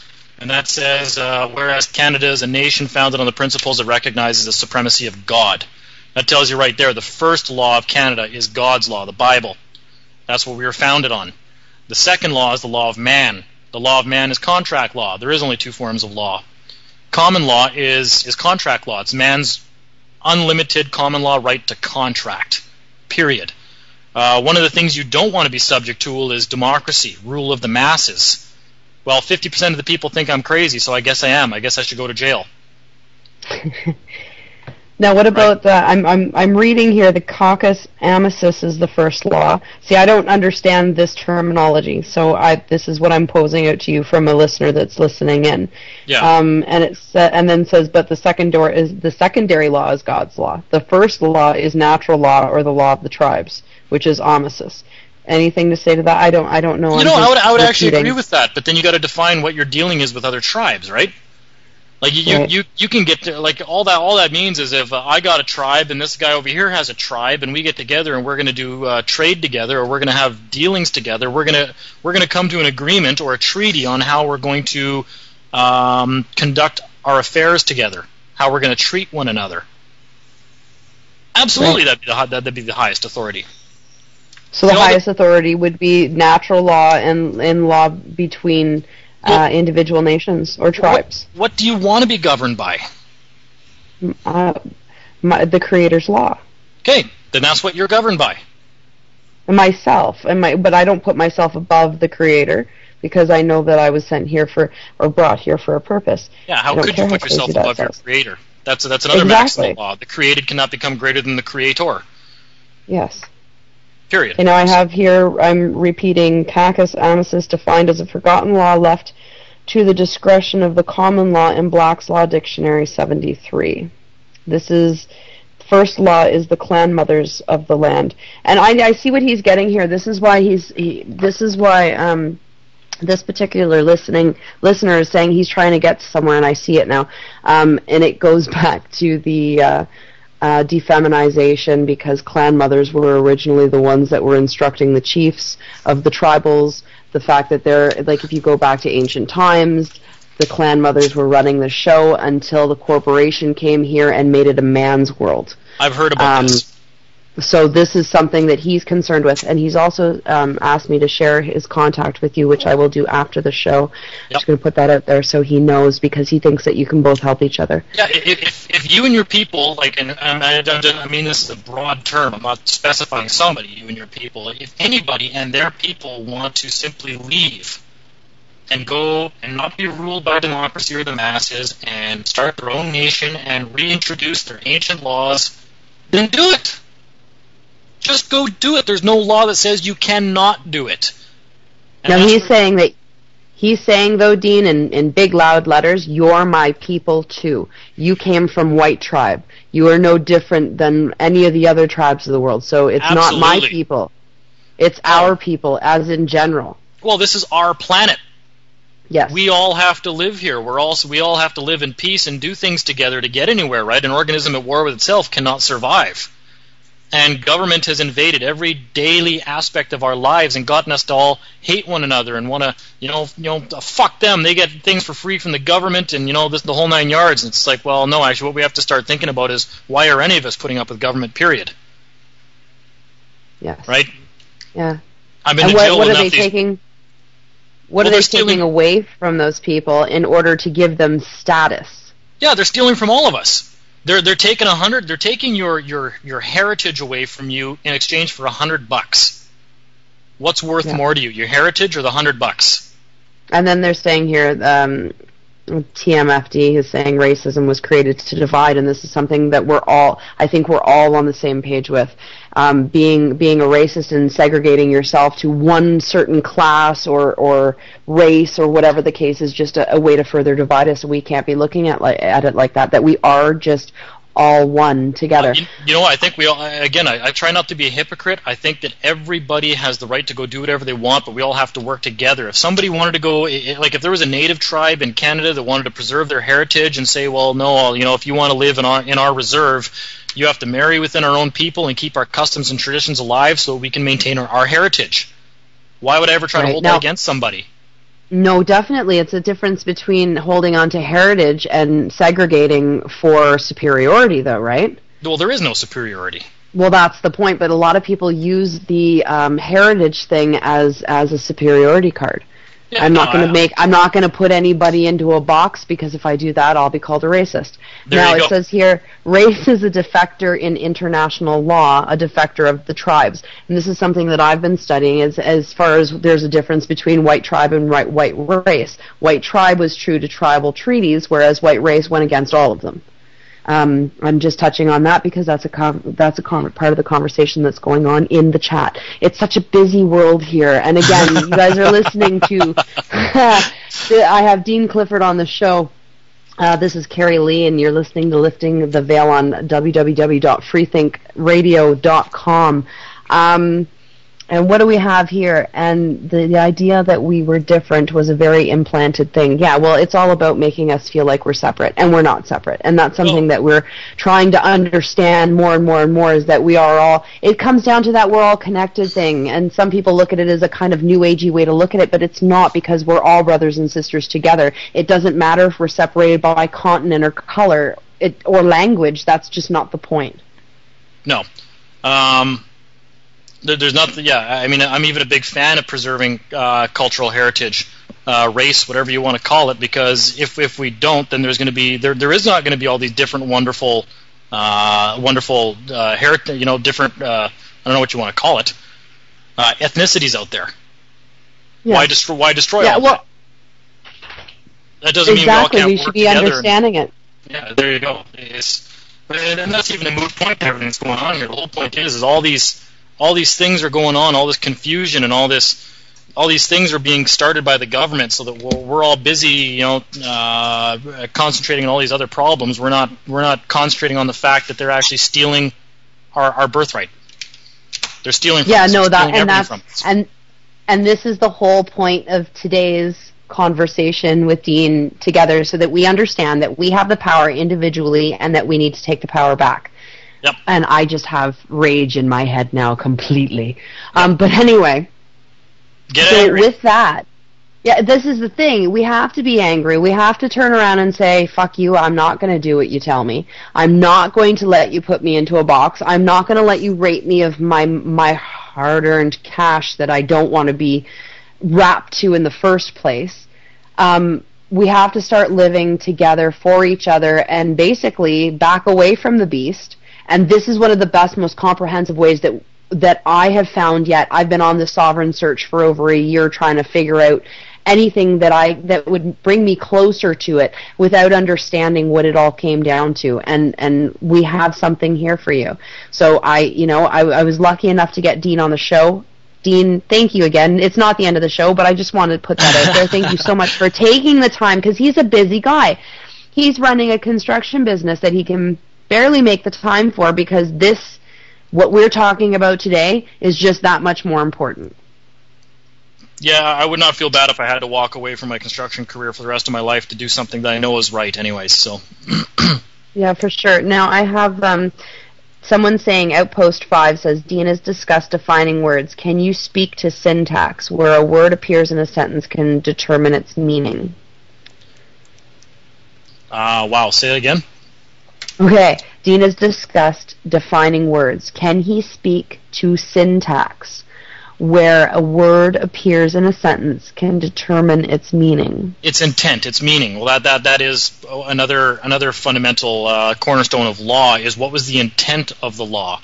So absolutely, failing a definition because you don't, and I hate to even use statutes, because statutes aren't law anyways. They're only a law if you agree to be governed by them.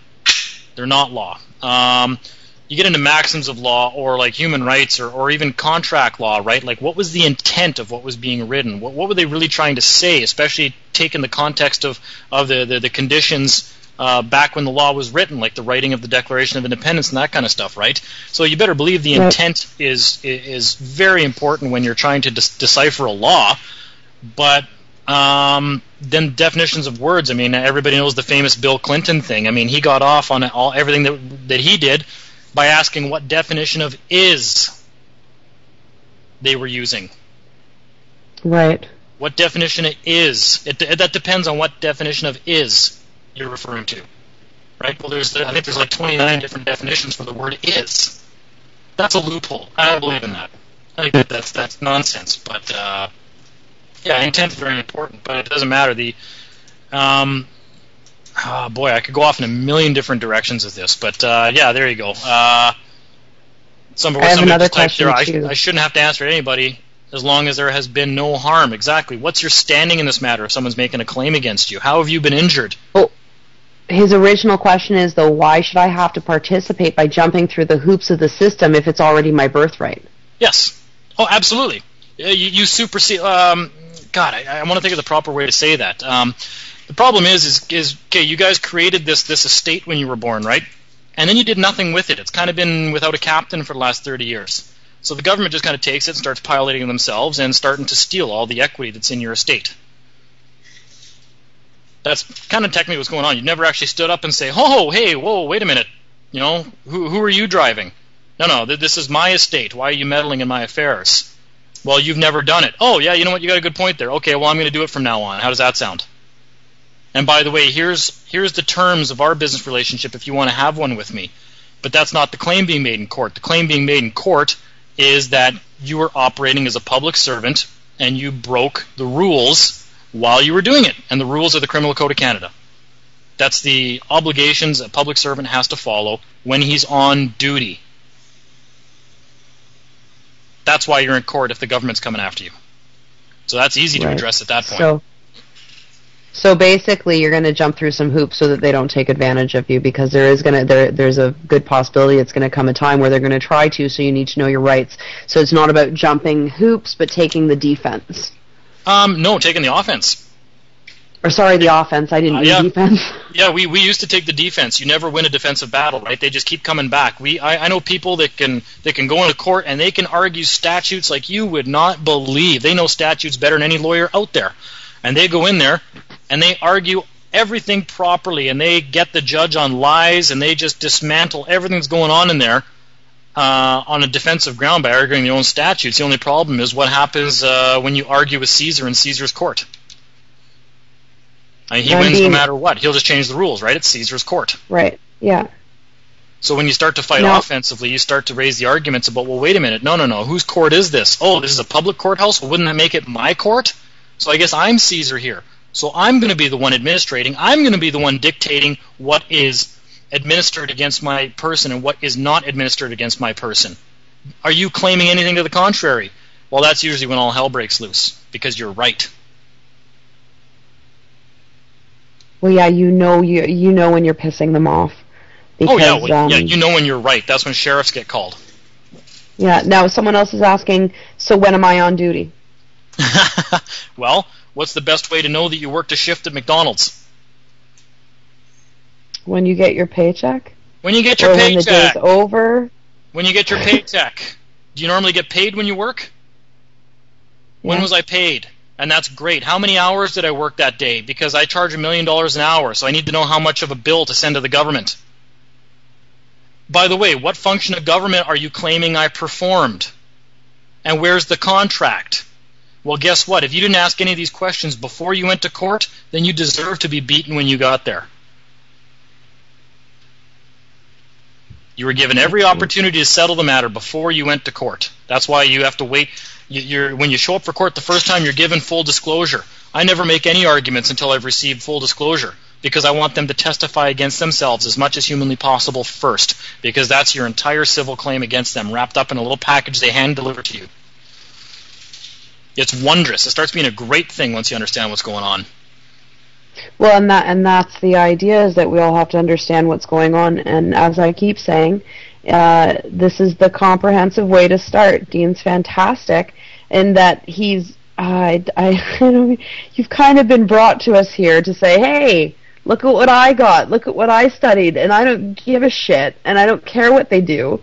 And that's something that I admire. You don't care. You don't care what they think.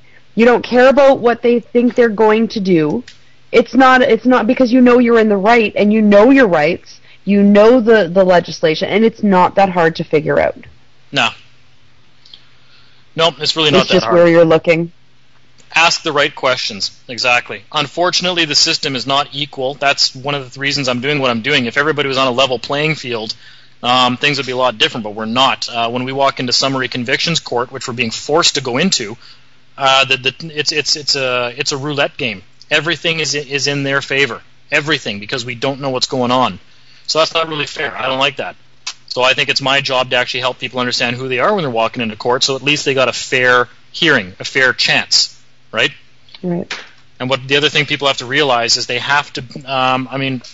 One of the reasons I walked out of court there last year was because, and I think I speak about this on one of the videos, we now realize that even the transcripts from the court hearing are not a matter of public record. These court hearings don't actually happen. There's no record of them actually happening because people are not doing things like swearing out affidavits and entering that into the court file, right? Right. That's one of the things I did is every day after court, I had 3 days of court in a row, I'd go home that night, I swore out an affidavit of everything that happened in that court that day, and I had it filed back into the court record the next day before court. And that's why by the end of the third day, the judge is like all nervous and scratching her head and doesn't know what the hell to do, because now I've made it a matter of public record. Your crimes are now on the record. You can't keep this private anymore. I didn't even know what I was doing at the time, but it worked. Because it pissed me off. That's a story I never finished earlier, but when I got arrested for contempt of court the one time, and they brought me back up an hour later and this and that, and the next time I came to court, I said, oh yeah, like last time when I asked you that question, you arrested me for contempt of court and threw me in the basement for an hour? Mr. Clifford, I don't see anything. I don't see any mention of that on the record. I don't think that happened. And that was when I went, oh, you fuckers. I know what's going on now. You ignore everything because technically it didn't happen if you don't want to see it, unless I force you to see what happened. So when we go to court, how many people are actually bringing up the fact that, well, I was actually, when I pulled over at the side of the road or whatever, I was forced to sign this document. One of the things I tell people to do now is to circle their signature on a recognizance and write right on there in red marker, I didn't sign this willingly. I was told to sign it or I'd be beaten. And then fax that back into the courthouse with instructions to put that in the court file. Do they really have a contract with you now? Can they prove it? Can No, they no. ignore that now? No, they can't. You're putting the fraud right in their face. Okay, now explain. Okay, people have asked me about health cards and stuff like that because a health card is government-issued property. What do you have to say about that? Yeah, say that one more time. Sorry. Health cards being governmental property, government-issued property. What do you say to the whole health card situation? Well, what I can say is one of the things I say in the other videos there is that I can make all the presumptions I want about what's really going on behind the scenes. But usually government is kind of like one of those black boxes. It's a machine where it's got an input and an output. And the only way you can find out what's going on is by doing something on the input to see what comes out the other end. And as far as I can see, I don't think you need to fear a health card because if you're an investor in that corporation, one of the few things that they can do is provide for your health care. That's not a benefit. You're owed that. That's your right. All right. And I don't know if this is a question. I'm just going to read it. Disclosure, where was I acting as a public servant? Give me my money and I want dental. Am I supposed to read that out loud? Yeah, there you go. Why not? Like, seriously, people, you need to ask these questions. Contact the Crown. Ask these questions. What function of government are you claiming I was performing?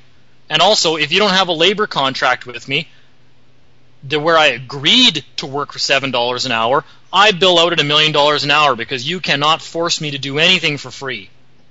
In fact, if you want me to show up for a hearing, I charge $1 million an hour up front because I won't extend you people credit anymore because you don't pay your bills ever. So the first thing I'm going to ask for when I show up at court is I'm going to ask for my check. If you don't have it, I'm leaving. And I'm going to bill you for my time anyways. Now we have a host on the station, and she's been arrested. She's in the States. She was arrested for trying to protect a disabled child, if I'm not mistaken. Oh wow! Okay. And stand up for his rights. And she ended up being taken away and charged, and lies told and yada yada about her situation. I actually have an article that I can send you to look at that, and I know you don't really deal with the American side of things, but she's in a complete police state where they don't believe that she has any rights, and they will not give her any rights at all whatsoever. Is it possible to follow the same frame of mind that you're presenting here? Absolutely. I mean, has she filed an affidavit correcting her status and an affidavit of the events that happened and put that in the court file? As far as I know, no. She would love to pick your mind. She's just asked briefly, and I see her typing here. This is actually Pepe from the Pete and Pepe show. I'm sure she's going to have more to ask, but she's not coming on very quickly too. Can you ask Dean how you can prove in summary convictions court that acts only apply to public servants? You can't prove anything. You put the burden of proof on your accuser. Are you claiming I am a public servant? Can you provide the payroll records? Can you provide me with a copy of the contract? Are you claiming your laws apply to me, and then a man, a woman, somebody who's not an agent of the government? Ask them. You got to phrase it all, and you can phrase everything in negative averments too before we file a motion into summary convictions there to have everything dismissed. You want to contact the Crown in advance and ask them these kind of questions, right? Are you claiming that these laws apply to me, and what is your proof? You got to remember, a Crown attorney, or it'd be down in the States, would be a state's attorney, state prosecutor. They cannot testify. They can only enter evidence and facts. Well, we know what a fact is now. A fact is agreement of the party, and evidence would be a contract, right? Right. So you contact them in advance, outside of the courtroom, where you're free from police and sheriffs coming in and beating you for not doing what the judge says, and you default them. I'm going to give you 10 days to produce evidence of all your claims. If you do not reply, you have agreed with me, you have no claim withstanding in fact, and I will motion the court to dismiss all charges. They don't reply in 10 days. Default them. Just write up something called a notice of default, a notice of non-response. You did not reply by my registered mail request. Send that into the court with a motion to dismiss. Say, this asshole admitted he agreed with me, he has no claim. Dismiss this. Dismiss the charges. Right? What does the Bible say about agree with thine adversary quickly, lest he drag you before the magistrate and throw you in jail? Does that mean for you to agree with everything that he claims? No. Agreement means you prove your claim. Oh, you can't? Okay, good. We have agreement. Thank you. Now fuck off. That's what you're doing in court. That's the legal version of doing that. So start doing that. Start handling things administratively and defaulting these people when they can't reply, because they can't. You provide me with facts and evidence to support your claim that I'm performing a function of government, or that you even have any authority over me. He can only have authority over you if he has a contract with you. And Cami Cockanu is saying that there's that's where anyone can say, show me a certificate of tribal abandonment, and any color of skin can do this. Of course. And it's a different version of the same story, basically. Yeah, keep it simple. One question. Mm-hmm. Please provide me with a certified as true copy of the contract between our parties. If you don't reply in 10 days, I'm going to take that to mean that you don't have one. Thank you. Phrase that any way you want. Or negative. You can phrase. I love negative averments when you phrase things in the negative, where I have not seen any evidence or been provided with any facts that you have a contract with me, and I believe no such evidence exists. I haven't seen anything. I don't believe anything exists. I'm going to give you the opportunity to produce one, is what that says, without you making any statements. That's just saying I haven't seen one. If you're claiming there is one, produce it. When they don't, you default them. You send a copy of that, swear out an affidavit. He did not provide me with a copy of a contract on request. We don't have one. Motion dismiss. Send that into the courts and tell them you're not showing up for a hearing because you're under no obligation to. And if you come and arrest me, I'm going to fine you $1 million for violating my human rights. If you're claiming civil rights, then enjoy jail, because that's where you're going. Because civil rights is what the government has legislated that you have. Right, exactly. Your human rights are inherent. That's right. Now, can you do me a favor and give me a list? Because I have someone saying here, problem is so many of us have no experience with law, period. So even some of the most simple terms used still have no foundation in our minds due to a life of ignorance and never having to deal with the law. And we don't have the confidence to even attempt this stuff because at the end of the day, it's someone else's word. They say, what I crave is more and more examples, videos, transcript, walkthroughs, courses. It might help me and others to break through that fear barrier. Yep. I appreciate that, but at the same time, you have to take it from an individual stand. So, what can the individual reading materials? This is something that we need to put out there too. I know that you've named a bunch of stuff off, but let's just to wrap up, give a bit of an overview of what your reading materials were to get you going on this path and what you suggest everybody reads. Oh boy, everywhere. I read sometimes on a Sunday when I wasn't doing anything, I would just start reading Black's Law Dictionary. I'd read a definition of a word, and when I didn't understand one of the words in the definition of another word, I would then look up that word, what the definition of that word was. So then I'd go and read that definition of that word, and then I'd find another word I didn't understand, so I'd look up that one. I came up with all sorts of shit doing that. It was just incredible. But the biggest thing people have to understand, and again, this is another Winston Shrout stuff. I really love a lot of his stuff, even though it's above almost everybody's heads. People have to understand... Winston. And how do you spell the last name? Shrout, and he's from down in Kentucky. Thank you. And he is one smart old boy.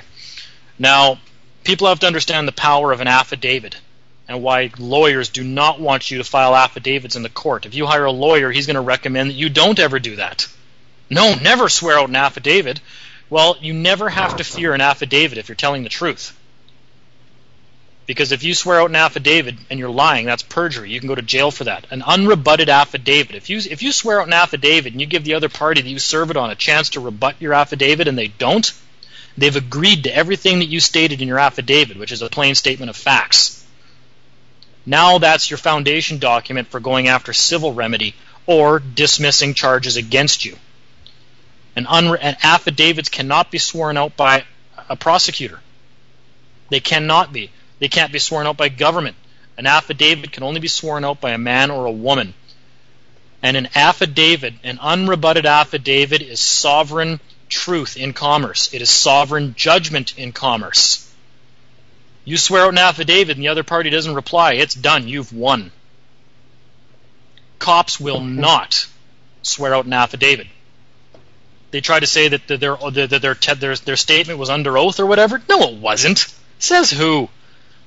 Usually a cop swears out their own friggin' statement. What, were they their own magistrate? They swore out their own affidavit in front of themselves? Like, give me a break. It's such nonsense. People will believe anything.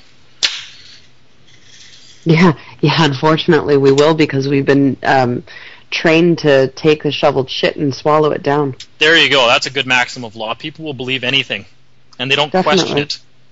No, because so many of them are just under the impression that indeed the government has our best interests in mind, which they obviously don't. Even a judge, when a judge gives you an opinion in court, well, I don't think that blah, blah, blah, you say, I don't give a shit about your opinion. Put it in writing. If you're claiming I don't have human rights, put it in writing, put your signature on that, and give me a copy of it.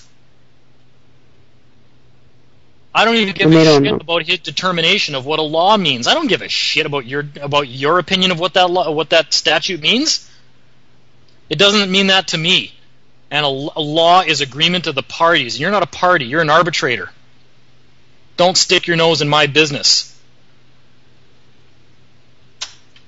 Yeah, no, definitely.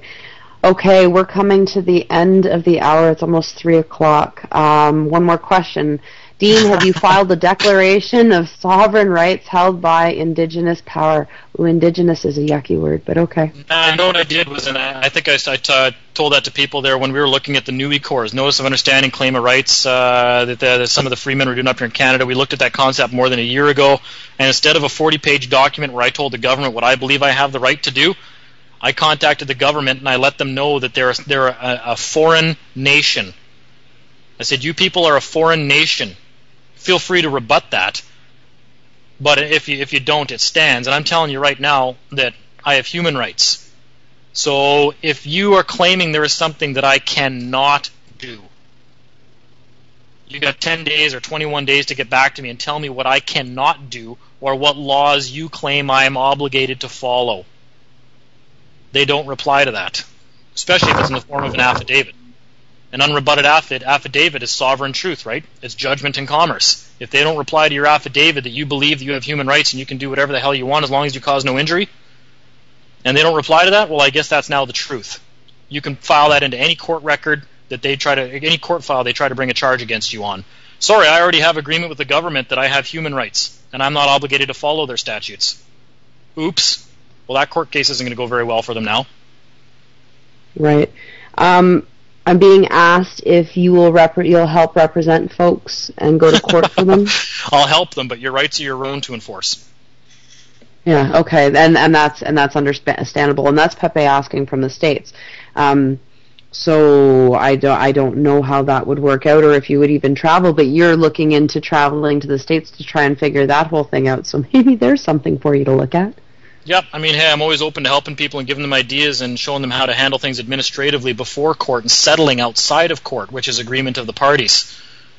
So it's the easiest stuff in the world. Law is quite simple once you break it all down. You understand what's going on. It's very simple. Okay. Could you take power of attorney for your child and bid them out? You are power of attorney for your child. So that means that the birth certificate does not make them property of the state, which I said earlier. Absolutely not. A birth certificate is almost like a claim of right. It's their claim to something. It's a liability that the government owes them something, not an obligation to obey statutes. And if people think that's the case, then send an affidavit to the government and clarify that, and see if they reply.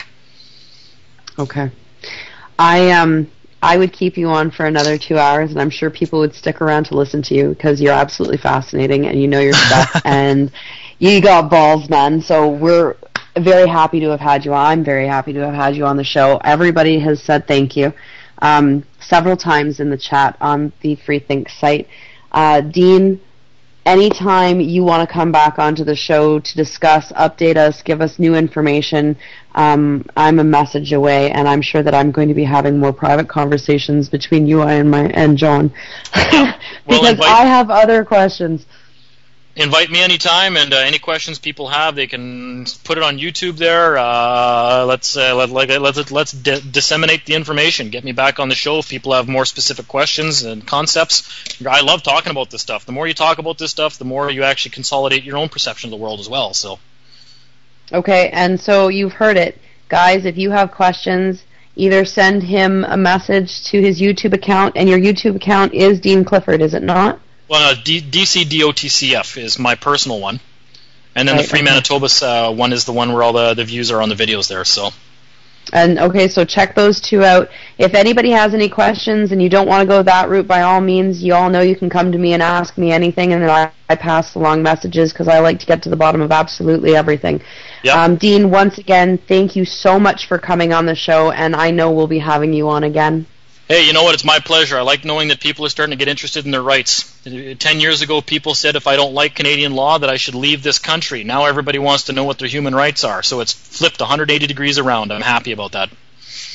And we're grateful that you're getting the message out there, because we're at a time right now where everybody's waking up to this awareness that things are not as we've seen them to be shown to us. And that it's time like I said earlier, we got to take the power back, and the power is ours. We have to stop running scared. We have to stop living in apathy, and realize that if we want to change anything, we have to be the ones to set the examples for our children, so that they don't have to go through what we're going through right now. All right. You got it. So thanks very much. Come on the show again. You can leave the call so you can go and do the important things you need to do, love. Wonderful. Okay, well, enjoy, everybody. Have a great day. Bye. All right, guys.